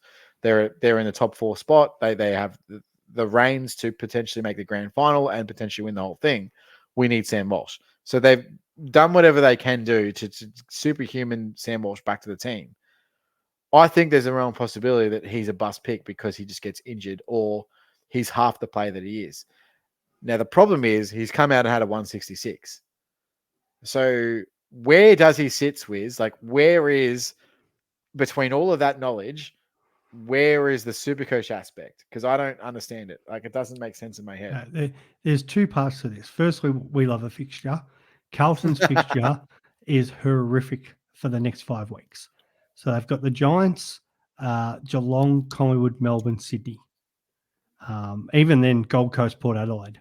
That's bad. And then that might be the worst fixture that you could have, right? Their fixture on the run home, as we said earlier, is brilliant. But their fixture coming up, you could not get a worse fixture if you tried. So I was really interested to see them go 5-0 and see how they go up the next 5 weeks. Now that they've lost one, and they did, I think this might have happened to them last year. They got on a bit of a roll. Now they did beat that one team that wears maroon, blue, and gold. Hey, yeah. That was for Ben. That was for Ben, everybody. Just so you know. Now, against a tough Giants team, if he came out and repeated that, and if it was similar stat line, if it was like 10 tackles and he came out and scored another 140, 150, it might be too hard to ignore because it's like, how do you ignore somebody who goes back-to-back 150s as a gun midfielder and stuff like that? You go, okay. It's a must-watch this week. If he just plods up another 100, which is okay, cool, you got 100, well done. I think that's more realistic, 100, 110. So I wouldn't consider jumping on him early, as tempting as the price is. You get a free look at it this week, and let's just see what happens. But as you said, it was a very unlike Sam Walsh game. But if he played like that exactly again, then you've got to think, well, maybe there's something's changed there. But dude, he's prime Matt Rao. This guy. Like, I know. I was that's right. Dude, I was like, what is going on? It shocked me. So bro. as you said, it's but against no disrespect to the Crows, but their midfield isn't really firing on all cylinders at the moment. So let's see what they do up against the Giants midfield. The other thing I'll say to that is at his price point, you're basically saying to yourself next week that he is better than Petrarca, he is better than Tom Green. And if you don't have those 2 picks, you should get them in. And there is no way that I can say that effectively right now. Like, yeah. In terms of Supercoach. If he did the same thing and he pulls up another 166, then yeah, that's a different story. All of a sudden, it's kind of a must-have, and you go, "Well, this I'm conversation," and we go, "Okay." No, yeah, I agree with that, but I watched it and I went, "Wow!" And you know what's funny? And this is a true story. So this year in me and Ben's single season draft year that we have, like our big draft thing. Which, by the way, Swiz, you've got to join us next year for. Oh, the boys were advocating for me big time. I said to the other half, is it possible for me to fly up to do a draft? Is that allowed? Sure. We're also getting married that weekend, Swiz. So I drafted Clayton Oliver, pick 7.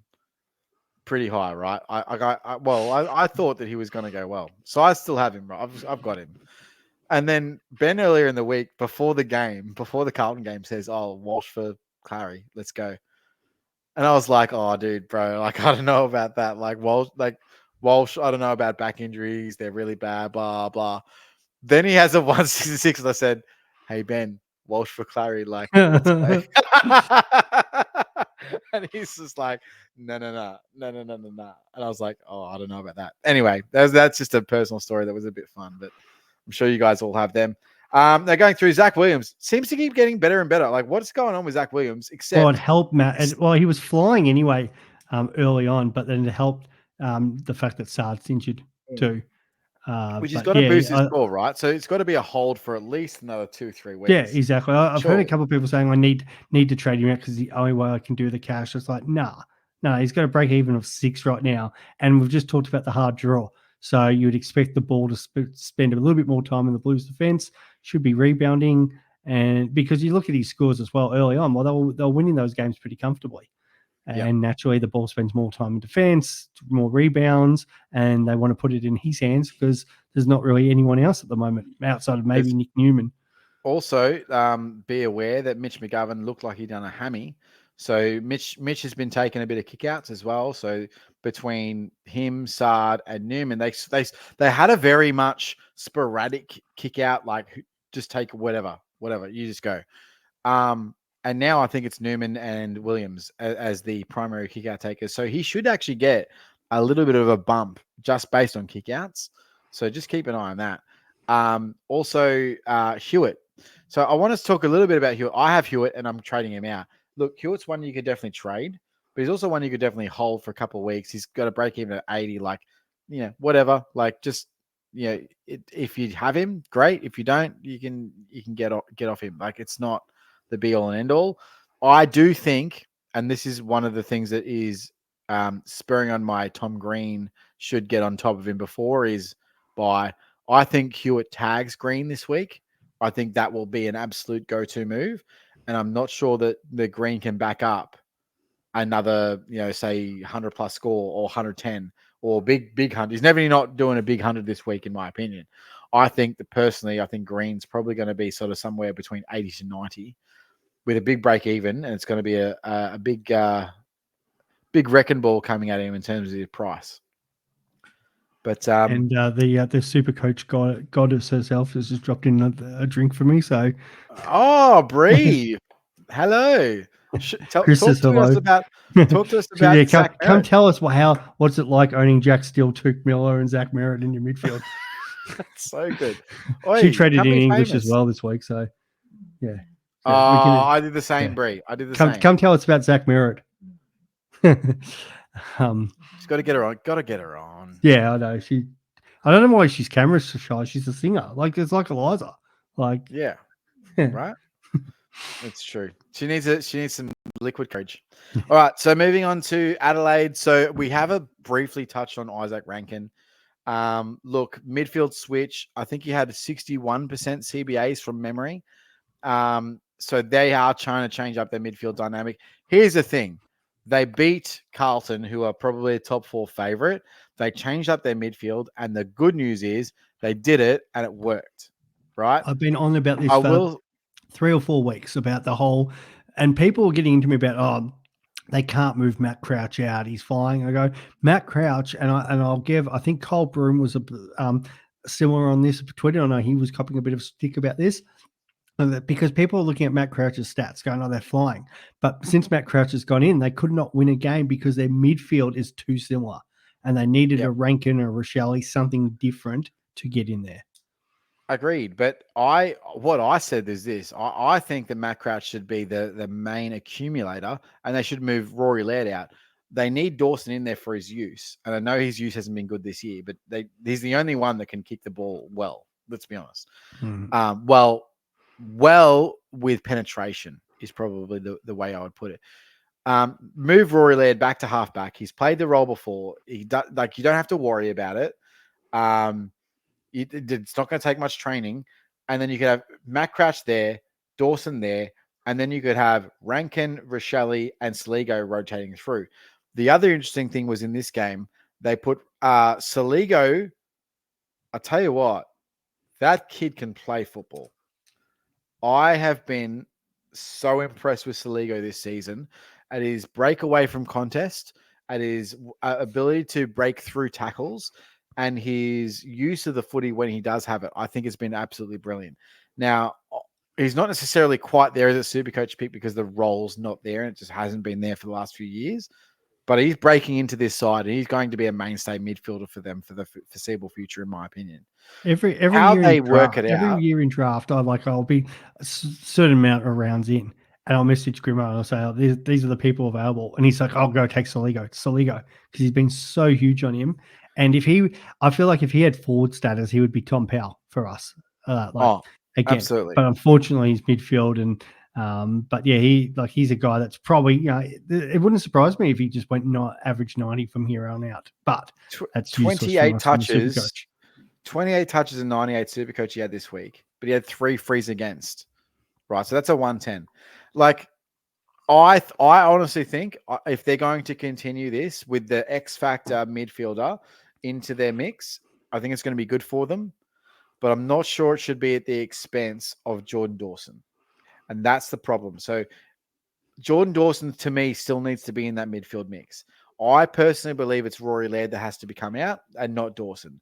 If they continue this and it works, then great. And look, I'm not an AFL coach or anything like that, but Rory Laird is older. He can play other positions. He's not as impactful with the ball moving forward. Dawson is their future. He's their captain, and he's playing sacrificial roles because he has to. Like, just move Laird out. Like, what is the big issue? Like, I don't see it. Like, I don't know. Look, again, not a coach, and I will continue to say that. But from what I will say, I watch a shitload of football, and I think that obviously you watch. So it's not like we're saying stuff that other people aren't thinking. Like, we watch the same stuff that everybody else does, and we all form our own opinions. But to me, the perfect mix is Rory Laird out of that midfield. That it can't be, because I believe Crouch's inside work has been that good. Otherwise, Crouch is completely out of the team and you're playing Rory Laird in the midfield. Mm-hmm. That's the only other option. If you want to play Crouch, you can't play Laird in there. It's as simple as that, in my opinion. Yep. Anyway, and I'm happy with Berry doing his half forward into the midfield thing or whatever they want to do with that. That's fine. Moving on. So what do you do with Matt Crouch? 91.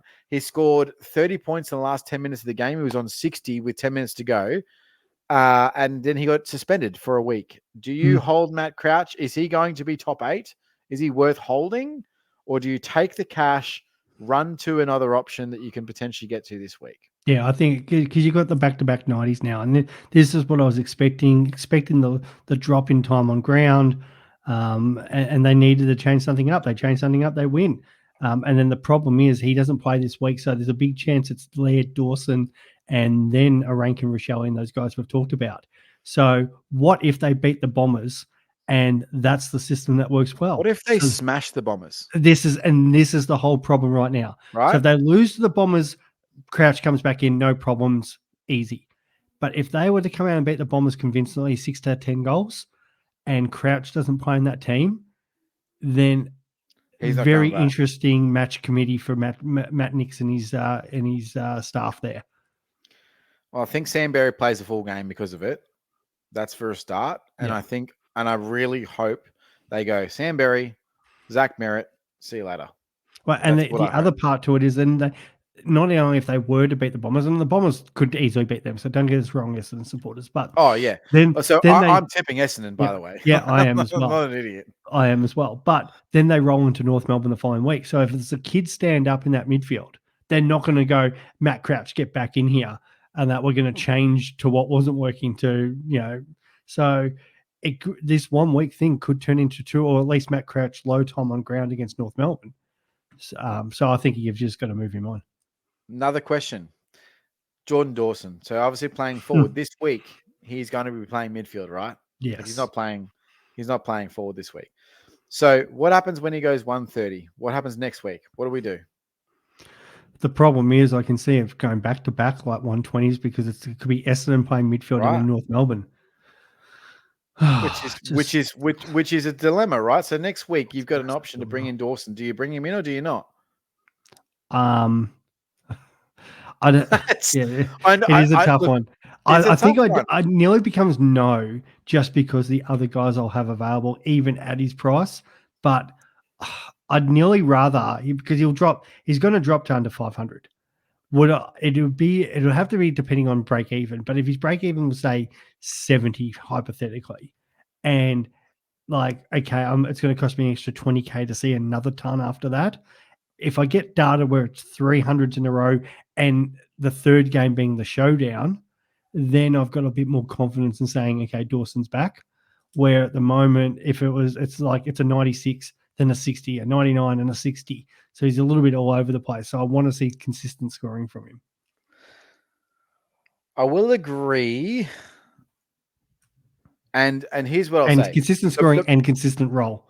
The role is the most important thing. So I am really very much chase role, don't chase points. And that would be the opposite of doing that. So if I bring in Dawson after a 130, when I know his role's not necessarily locked in, that's a chase points. That's an absolute point chasing thing. Chasing the role, if after 3 weeks his role goes back to what it was, because my biggest gripe with Dawson right now is the first 3 or 4 weeks he had the role but was playing shit. And I was like, I'm bringing him in. I don't care. Like, whatever. And then 2 weeks in a row, he's playing forward.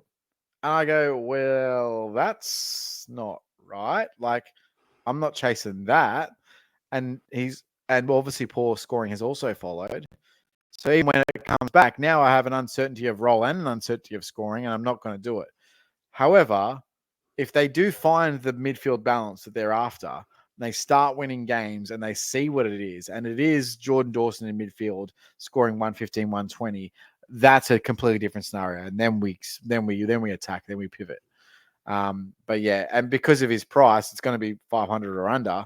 You're going to have enough time to make that decision, so you don't have to make it right now. Yep. All right, moving on. Of the Saturday night games, which one did you watch? I watched Gold Coast Hawthorn. Okay, I watched Port Adelaide Freo, so that works. Oh, brilliant. That works really well. Excellent. All right, so I'll start on the Gold Coast. You go the Gold Coast game. So the first thing I'll say is obviously that Sam Flanders has moved to halfback. And dude, when I say this, I'm not lying. That's a Sheasel role. It's a Nick Dacos role. It's a Nick Martin role. Like anytime he is anywhere within 20 meters of whoever's got the ball, they will kick it to him in the back line.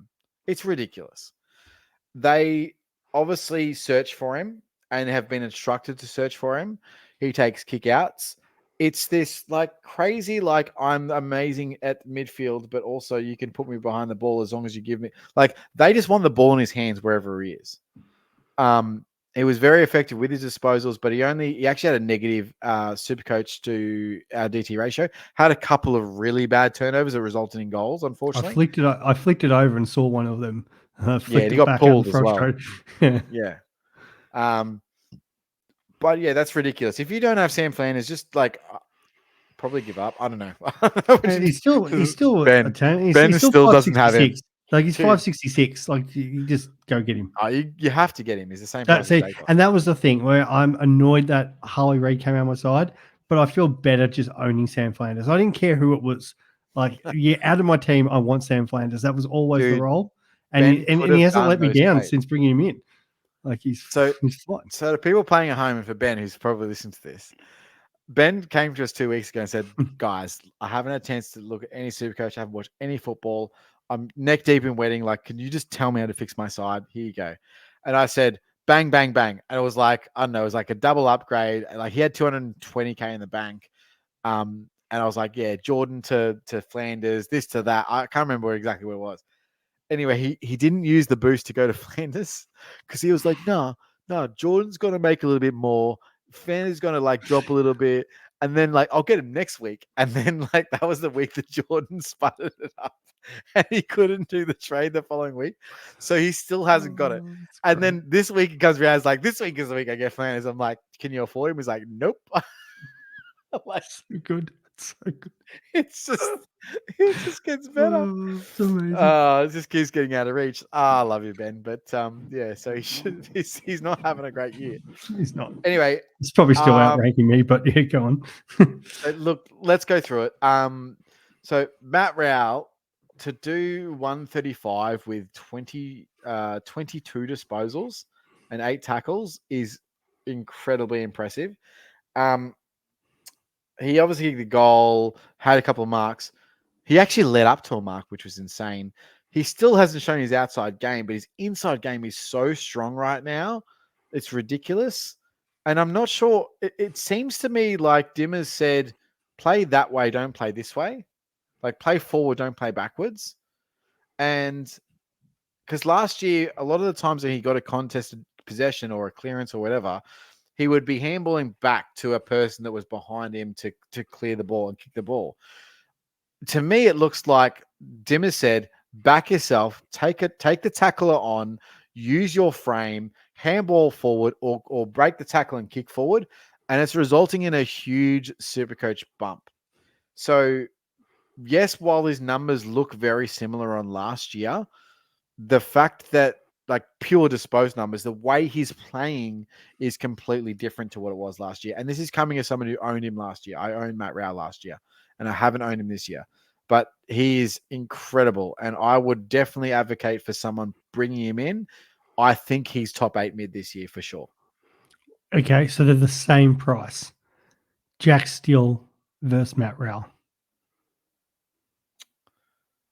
I'm taking Matt Rowell because of upside, in the fact that I think it's more plausible that Matt Rowell is 120 plus given his trajectory and previous scoring history, juniors right up to where he is now, and upside as a young up and coming performer versus a Steele who's an aged body who's had multiple injury years and injury riddled seasons and has come good based on the fact that he's had a good preseason, but at any time can get injured. The thing with Rowell, and this is the thing I was talking about wanting to get Steele, is Rowell still has to play West Coast and North Melbourne twice. Like it's and Richmond again, and they've got Richmond as well. Richmond, is it round 24 for Richmond? Yeah, the last round against the Tigers. Dude, that could be their game to try to make finals. Like it could be just stupid. Yeah. So yeah, we know Rowell last year went absolutely stupid against West Coast. He's actually his last few scores against, like he's scoring against West Coast. He's got a 171, a 165, and a 157. Yeah, it just like there's some captain stupid scoring. Like yeah, it's very interesting. So you could go either way there. Yeah, and look, here's the thing with the Gold Coast mids. This is the new Western Bulldogs, because the old Western Bulldogs are not the Western Bulldogs anymore. They're some shit team that Bevo's constructed into not from the west of town. Noah Anderson, 38 disposals, 8 marks, 8 tackles, and a goal, and a 155. This is what we know about Noah Anderson, right? The guy that runs, the guy that is a distributor into the forward line, the guy that can literally get the ball at any point in time, inside, outside, whatever. He is the perfect complement to Matt Rowell and always has been. They've been, obviously, they spent their junior years together. Like, it's insane to watch this as well. What's more impressive than Matt Rowell and Noah Anderson and Tuke Miller all being impressive midfielders is that we never saw this at Richmond. Now, was this a factor of who he had rather than what he had? And is he that good of a coach that he understands his list that well that he changes his game plan to accommodate? Like, is he trying to create Richmond out of Gold Coast, or does he go, no, I have the best contested midfield in the AFL. I'm going to change the way that I coach. I Like, think where he's is it? taken elements out of Richmond and added it, so it's a bit of a mixture. It's like, this is the talent I've got on this list, so I'll try to find the best out of them. But there's a few little Richmond elements I can add to this to make them a better side, and that's like bringing in That's a good Closeley. That's coach, pushing right? Flanders behind the ball.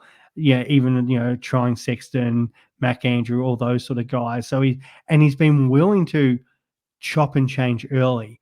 Like, we would have thought, like, other coaches would have, like, okay, Sexton's the guy preseason, and would have stuck with that for ages. And straight away he's like, nah, this is not working. What else can I do? Who's a good ball user? Flanders goes back. So he's willing to make big calls on players very quickly, and then And give give some of the rookies a kids go. opportunities as Yeah, well, right? which is amazing. Unbelievable. And like, I mean, Closey, 124 to 2 goals helps, but 18 disposals, 8 marks, and 3 tackles. If you don't have him, Pressure you on the have to kid get this him. week. Like, Pressure on. got to score 98, right? Is it 98? That'd be the highest. 98 to get Goulden. Yeah, right. And that's the highest cash made by a Supercoach rookie ever, or anyone in Supercoach, I should say. So it went Barlow and then into Goulden, and then I believe somebody was saying Sam Closeley might have been mentored or coached by Michael Barlow at some point as well. So we might have just gone.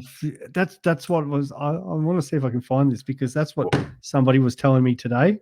What I said in terms of his role is this. I said he's D'Ambrosio's role as a mature age recruit for 102K.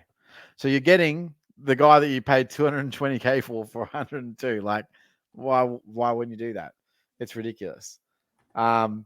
Now, Graham, obviously, so I want to touch briefly on Graham's role. Now, he's actually getting about 40-50% CBAs. So they have modified their midfield mix. They've taken Flanders out. They've put Graham in, and it's working. I think Graham with his 91 is definitely a must-have as well. I already actually have him. I actually brought him in.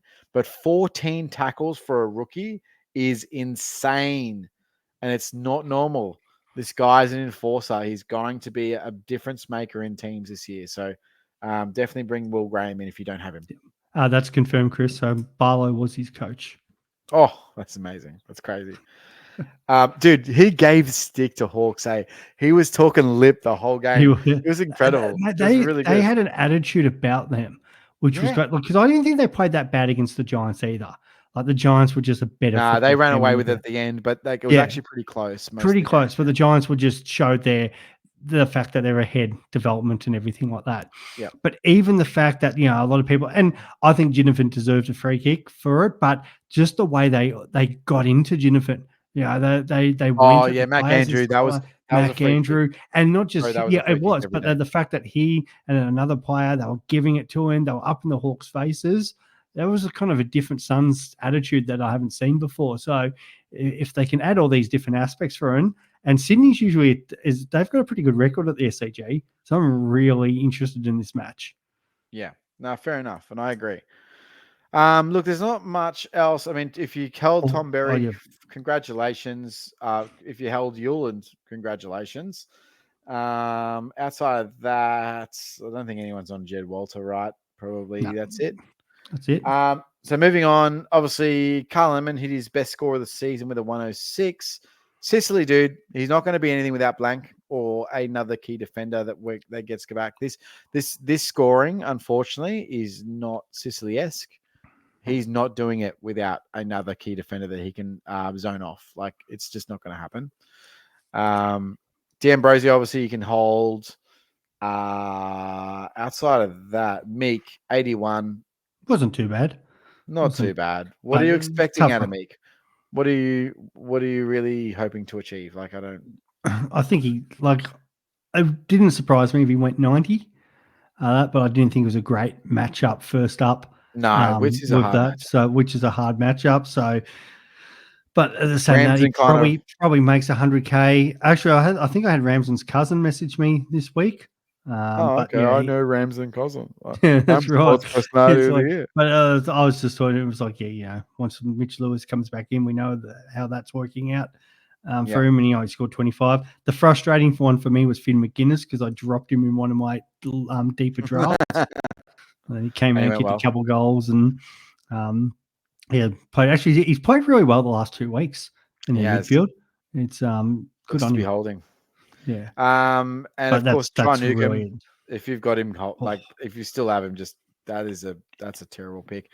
If only you would listen to me, who said that he was a spud all preseason. No, I've never seen him as a premium Supercoach option, and people are going, no, he's going to be an Uber this year, and no, mate. That's not him. That's another guy that you're thinking of. The only other one, Max Ramsden, kind of wrote himself off with a 25, so we're not looking at that at all. On to the next game, guys. We're hitting the home stretch here. We've only got a few games left, and we're going to bail out. And there's probably less relevant players moving forward. So over to Port. So you watch this game, mate. Look, all I heard was early. Did Butters start on the bench? And how with 24 disposals did he reach 130? Because of his effectiveness when it mattered. Okay. Like Freo controlled this game most of the day. It was close all day, but you felt like Freo just had their nose in front all match. Typical Fremantle match where they refused to take the ball on, try to get the ball off turnovers, controlled the play, and then of course, they get themselves through, a couple goals up late in the match. What do Port have to do? They have to go for it for the win, and they find themselves behind because Port are all attacking and Freo were just trying to save the game. So from a Port Adelaide point of view, Butters, the 9 tackles helps. He kicked a goal to start off that final quarter. So, we're talking about before about maximum points and where that comes in. And there wasn't like a huge amount of scoring from some of the other players in this match as well. So it was in the midfield, the standard Butters Rosie show. Wines did what Wines does, 26 touches, a lot of handballs, got the ball out 109. So typical him. Houston again, 27 touches. He's just coasting along the 110, 120 every week. So 121 this week. He's probably got one of the best standard deviations going at the the he's been consistent. But here's what I'll say about Houston. We always thought that his early run was going to be good anyway, but I don't think he's actually lived up to the hype so far. Like, he's just been consistent, plodding along, getting his 108, 110, whatever. But his harder draw is going to hit him pretty stick in the eye. I think I had expected him to be much better so far this season, personally. I think he's dropped some points where he didn't need to drop points, but that's neither here nor there. Now, something I did want to just touch on was something that is big in terms of Supercoach is the Port midfield mix.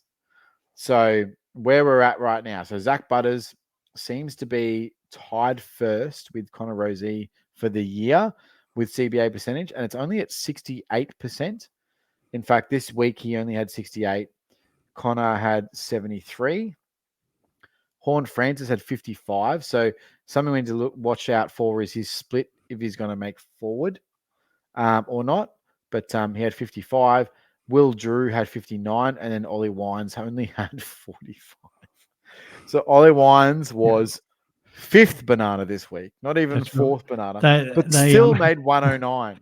And they did. They had they constantly do that, like just rotating it through. So I think that's just what they'll keep doing each week. And they probably all just keep turning up with Butters and Rosie just because of their ball use and effectiveness on the game. Get 10, 15 points over the rest of them. Horn Francis did bugger all for this game for 3.5 quarters. And for 3.5 quarters, he was lucky, looking like he was going to get to 50. And then massive last few minutes of the game, including the match-winning goal, and he finishes on 93. So it was the biggest old KOTD on for owners who brought him in, because it was laughable because so many get forward status. You can have him forward status if he's only going to put up 60s, no problems. And and he did, he's quality, but we know he's quality. And when they needed him, but he's laid the one tackle. He was, we talk about fifth bananas and fourth bananas. Like, I know that CBA say different, but he was the clear fifth option in there for Port Adelaide.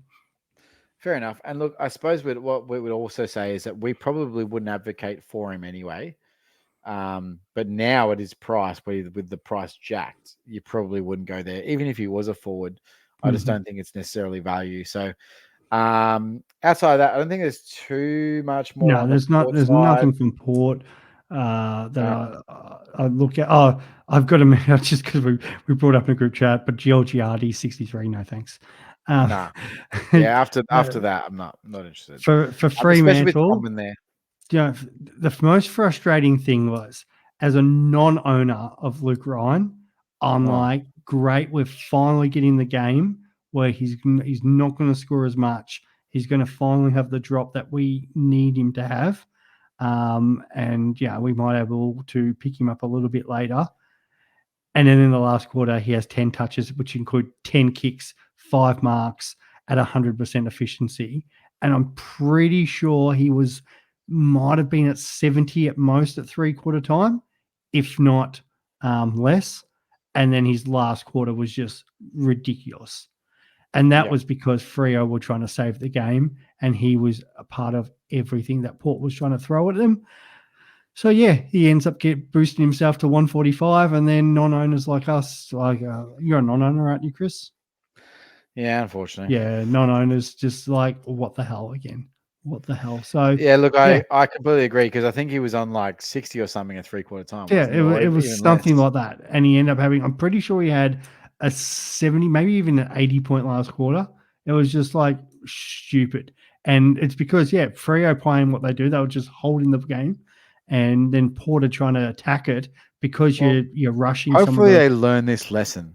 Yes, don't rushing do that, the ball into the forward line points to win football games. So Ryan just takes an intercept, saves the game, and then didn't save the game. So Hayden Young again, solid as ever, 27 for the 114, 6 tackles.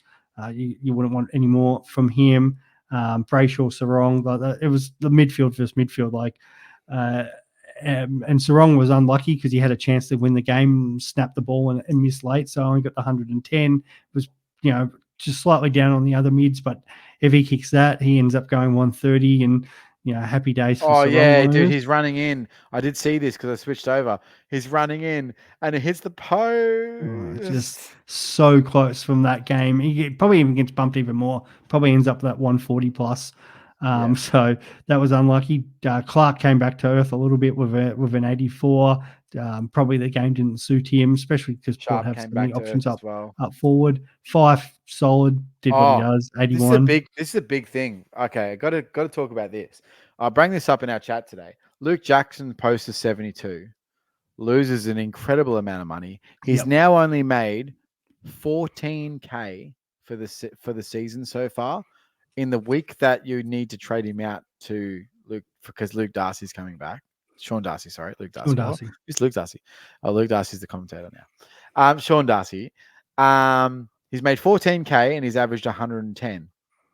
Now, at his price at what I think it was 547K. Do you know you could have had Took, you could have had Steele, and you chose Luke Jackson, and now you got to trade him out. It wasn't really the best pick at the end of the day, was it? Now, 3 weeks ago, I would have ripped your arm off if I could have had Luke Jackson, and he's posted some really poor scores since. So, unfortunately, I personally think that Luke Jackson is kind of a bit of a fail. What are your thoughts on it? I nearly moved him last week, and it would have been the move to do. You have him? Oh, I've got him. Yeah, 100% I had him. And I was debating on it because of the huge break. And you know what? He was out of my team all week. But as expected, as I've been saying the whole time, Darcy won't play both Adelaide games. So now that Jackson's going to be sole ruck again, it was like, even with the break-even 150, you just couldn't trade him. But then Soldo ends up having 54 hitouts and absolutely dominates him in the ruck. So Jackson couldn't get. Jackson still had the 21 touches, but just couldn't get any effectiveness on the game. So really frustrating. Like the money side of things, it's annoying, but I can nearly live with that. It's just more the score. Like you're thinking it's the solo ruck. There's a real opportunity there. And the other hard thing was because you're thinking, well, Darcy could be getting back on managed minutes.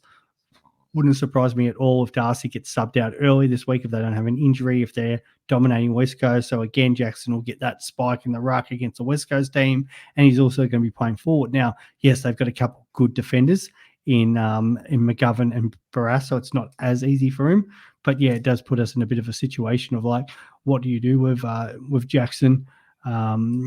So yeah, that's the hard thing, and that's where I'm debating a little bit, going, well, I don't want to kind of side swap, but at the same time, I know what potential players that they could turn into for me. So yeah, there's a little bit of food for thought going forward. Yeah, frustrating. I respect that. Now we just hit over the 2-hour mark, so we've got to fly through the remaining. Yeah, games, exactly. right? And just congratulations to Tracy. Probably played his best game for the club, but yeah, that was it for Fremantle. Absolutely. And then we've got the dead Sunday, or whatever they're calling these Sunday matches, because they're not putting quality on there. So I'll let you talk about the Cats, because then I'll talk about the Tigers. All right. So Cats, obviously. So Jezza Cameron is an option. Like I said before, I do believe that the forwards we should be applying to get them after the buys with a smaller period of games, so that we can target purple patches. But if you are dead set on getting a forward, there's no problem with Jezza Cameron. He's going to hit up some big scores. He's also going to hit up some shit scores. He's going to hit up some amazing scores, and then so on and so forth. Tom Stewart, he hasn't hit the straps yet in terms of Supercoach scoring, but he is playing as well as he played last year. I have no doubt that Tom Stewart will average 110 plus for the season. I'm happy with people getting on him, and he's been trickling down in price. He's not quite there yet, but what I did last year was when Tom Stewart went to 570, I avoided him to get someone who was slightly more expensive called Alex Witherden, because I thought I was a genius. Never again. Don't dismiss the fact that if you need a defender and you have to upgrade to someone, do not throw out Tom Stewart. He's going to be fine. Don't worry about his scoring. Outside of that, I mean, I don't think there's too much else to talk about from their point of view. Obviously, from Clark getting Clark starting as a sub as two. I will talk about Clark because he's obviously on both of our teams. So here's the thing with Clark, right? You've either got to make the choice today to get rid of him, or you have other problems and you can just kind of slow burn him at M11, which is what I'm doing. So I've got McKercher as well. I think most people do. So McKercher is probably a higher priority because he hasn't made so much more money, so much that he's at a price that you can generate more income into your team, right? You can generate more cash to disperse. So it's probably a higher priority to get rid of McKercher than it is Jai Clark based on that. And then, of course, if you have, who's the other one? Carroll. So Carroll looks like he may not even be best 22 anymore. So like that, we got to weigh up. Yeah, what's your best avenue? To me, I don't have Carroll, so I'm holding Jai Clark for now because I'm not going to boost him out. It seems like a waste. So I'm playing the long game with him, and I'm going to try and keep him until his buy, or maybe even further. I need to get to the point where he's made 220, 230 until I can consider trading him out. There's not really much point right now, and I personally believe that he has more to give. So happy with him at M11, and I don't really need the cash from him right now. So I'm happy to hold. On to you, buddy. Well, North Melbourne was obviously the opposition there. So one of the good things is, I'm in an AFL Fantasy Dynasty League, and the first round pick this year, I picked up Sheasel. Got a bit of stick about that, taking him so early. Well, it doesn't look early now, does it? This kid, what a superstar.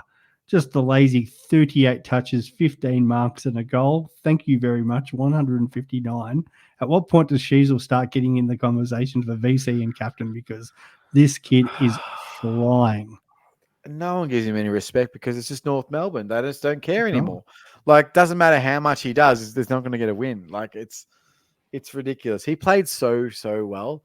Even in the last quarter there, he's waxing, kicking goals from 50. Like, it was ridiculous. Like, 15 marks, bro. So clearly, no one in Geelong gave a shit that Sheasel had the ball. No one cared. Yeah. Bailey Scott, 11 marks. Tom Powell, 9 marks. Blake Drury, 11 marks. Luke McDonald, 11 marks. No one cares. Get the ball all you want. And I know that's when you going to move turn forward, you over can't do it. eventually. Exactly. Like so, dude. You know what this is? This is when Clarkson like coached Hawthorn back in the day, and they were just waxing disposal in the back half. Yeah. Except they couldn't win football games. Yeah, exactly. Tommy Powell, the 6 turnovers hurt him because 26 touches and 9 marks, as you said, 98. That could have easily been a higher score. So very good for those who have him in the forward line. Cherry just keeps motoring along, 91. Like it's probably been his worst score, so he's been pretty consistent. The 2 rookies in particular. So you got Biggie Newing, who scored the 89 from the 19 touches, and Comben, who's on the bubble this week, 14 touches, but the 9 marks with the 75. Now, I think there's a clear... Blake Drury as well as a 123. Blake Drury as well. It actually does need to be mentioned. And he ended up scoring pretty well, 78, but he had the 101 fantasy. Yeah, he kicked 2 goals, so that did put it up. Look, I don't think it's an option. I just like putting him out there, but I personally don't think that's replicatable. You can't have 17 touches and 11 marks as a forward pocket player or a half forward flanker with a negative DTSC ratio. They would just let them get the ball, and they were like, okay, we're going to turn over and half back and slingshot. Like, okay, see you later. Like it was done. Cats couldn't care less. So the one I'm more interested of all of them is Comben. I think he attacks the ball really well, intercept marks, even though he's 100k more than New Wing. Now, if New Wing holds his spot and plays better, that's a conversation for next week. I'm hearing people looking at going early on New Wing. I'm with you here, Chris. No, I definitely no. And I'd rather Comben with a break even of -75 is somebody who definitely interests me.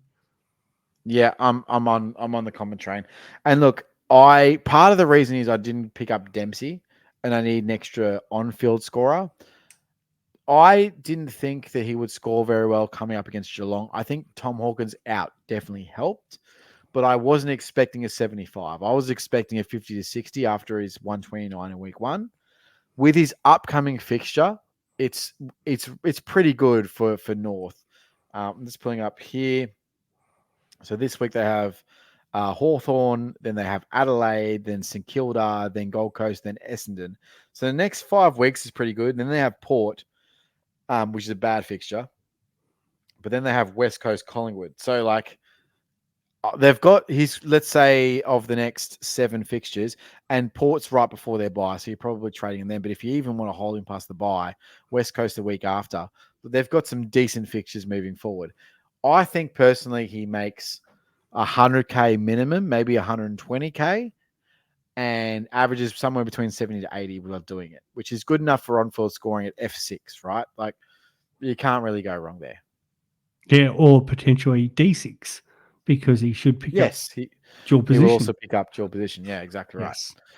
And that's where he's more valuable than Biggie, because Biggie's not going to get the dual position in time where Comben is.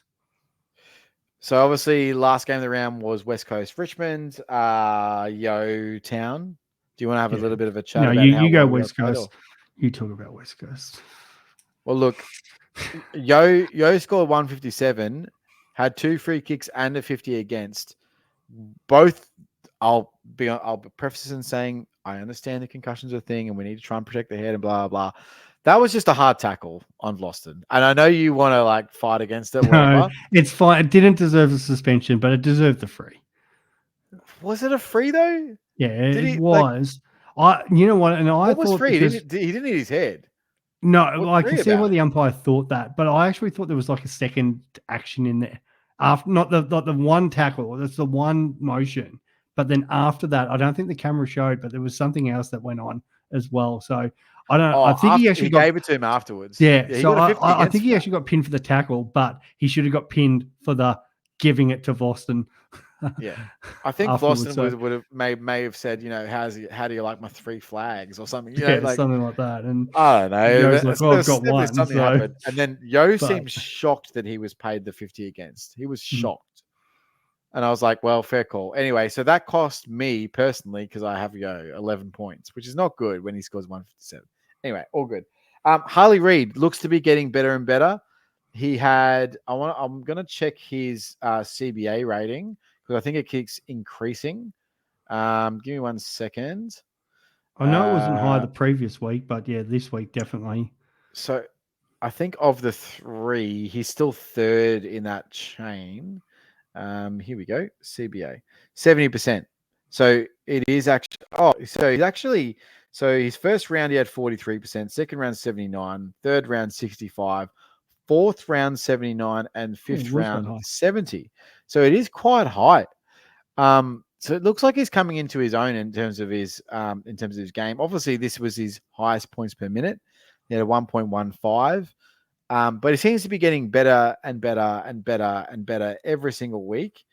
And that's evident in the way that I'm like that burst from stoppage and clearance was, dude. I absolutely said, dude, that was Chris Judd in his prime. That's what Judd used to do. It's for those guys that are younger than us who didn't watch 05 Judd, like this was just like it happened every week. It was insane. That was what it reminded me of. It didn't remind me of Dusty. Dusty's never had that explosive. No, that was Judd. Completely that was Judd. I was shocked. That's the moment I realized I need to keep this guy on my team. So sorry to those that traded him out. He looks really, really good. Outside of that, I don't think there's too much else in terms of the West Coast. Congratulations to my mate Riley, who brought in Waterman in draft. Oh, really? That's amazing. That's pretty impressive. Amazing. Big shout. We've talked about Shai Bolton. Don't need to go through him. Vlosten's a lost cause. Let's go.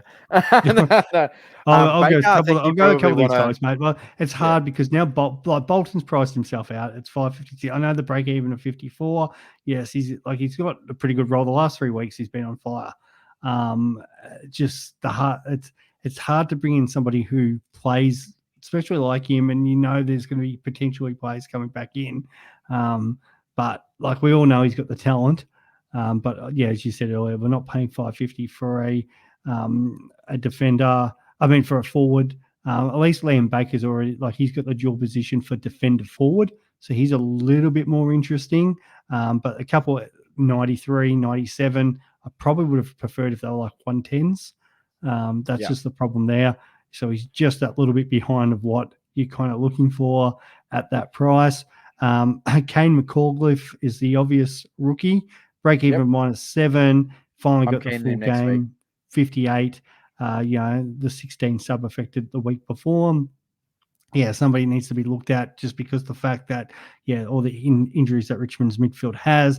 We were talking about him pre-season, 117K. He's doing everything that he probably needs to do so far.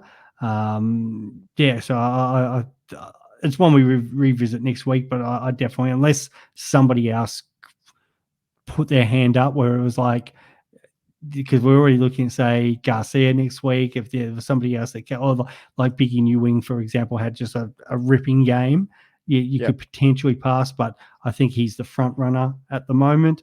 Do you know what Short's injury was? Hammy or calf. Feel like it was calf. He's out for weeks, right? So he's out as well. Do you think Baker then goes behind the ball? He has to be, right? It's the only real one there. Well, or do they just go bring someone else in again? And it's just who? What difference does it make if they're just playing somebody from the reserves? Like they're going to bring somebody in anyway. Richmond, there's no more. The problem is there's no midfielders for Richmond to bring in now because this is what I mean. This is my point. Kane McAuliffe kind of has a monopoly for the next 3-4 weeks. Because Judson Clark did his ACL as well, so he plays more outside. But there's another Richmond player who was probably next in, so he's now out for the season as well. If you're a Tom Brown owner, this was exactly what I was kind of expecting. That's my beautiful baby boy crying. We were 29, so he's definitely can hold for now because the break even at 14, but. One bad game and that will increase. And those who got on McKightley, I think Lefel, 108. Like he played really well. He's like Richmond's best target in the forward line at the moment. So break even of mine is 52 now. I personally wouldn't be jumping on him at 184, but I know there was some people who had already got him in, was in 3% of teams. So well done to those people. So it's not a huge amount. If you've got Seth Campbell, break even 34, you could easily trade. You could hold on, but he's not going to make. It's a bit like that House situation. You're not going to make too much more out of him anyway. Yeah. Yeah. Fair enough. Well, I will lead off with vice captain captains, guys. I do want to wrap this up because I got to go. But my vice captain is going to be Tim English. I'm backing him in against Rowan Marshall to go big. If not, that's fine. My C is going to be safely stored on Sarong against West Coast. I think that obviously mids against West Coast score pretty well. Whether or not they can back up what they produced last week is a massive question mark. I think is a safe 120. So worst case scenario. But yeah, English versus Marshall. I want to try and back him to at least get a decent score. I could go Bont, but I am worried personally about the Steele and Windhager action that follows that. So that's what I'm going with. What are you going with, mate? Yeah, I feel finding it a little bit tougher this week, but there's also that there's not a clear and obvious decision, right? No, because we've had Gawn the last few weeks, and that's made life a little bit easy. But it's just a shame North Melbourne are playing the last game because I really like Sheasel against Hawthorn. And I don't know if I can go. Right? I don't know if I can captain him yet. It's just that he probably will be the obvious one. He probably comes down and scores 140 and just seems to be the obvious player. But yeah, if I could have VC'd him before him, I would. Depending on which way I go, if it's Steele or Real, if I can get one of them in, I'm probably looking at one of them as the VC, especially. I mean, if it's Steele, it'd be him as the VC. If it's Real, it'd probably be him as captain. But I definitely am with you. Sarong's got to be one part of this. It's just the question of which way. I don't mind Heaney so much as well against the Suns. The Suns are tougher, obviously. I midfield. thought about Heaney. I'm just worried about the Parker impact, and I just don't know. So I think Parker comes back. If he doesn't, then that's another conversation. But I don't know. Therefore, I'm not going to waste a C on him. If it was a VC, I'd be all over that. But I'm not going to put a C on that when I don't have the information. Mm-hmm. That is the problem. Though, sort of your VC, you can always take a risk on. So I haven't done the complete research of what defenders have been doing against Adelaide, but Nick Martin as a bit of a left field smoky there. We saw what Zach Williams was doing, and Martin's obviously probably twice the player that he is. I might have a little look at that depending on if the numbers add up there. I think Ryan went 130 against them. It goes a standard week for him. That's just a standard week against them anyway. What did Stewart? Oh yeah, and actually the defenders were, because Stewart went 134. It's a shame the Bombers the intercept defender, but defenders have actually been having a field day against Adelaide this year. So that might be a little sneaky one on the Friday night. I like it. All right, guys. Well, thank you very much. 2 hours and almost 18 minutes now. We owed it to you, so we gave it to you. And you're welcome. And we do apologize for the lack of podcast content this year. But we love you, and we look forward to this consistency every week. And on behalf of the Supercoach Insider team, we'll catch you later. Bye.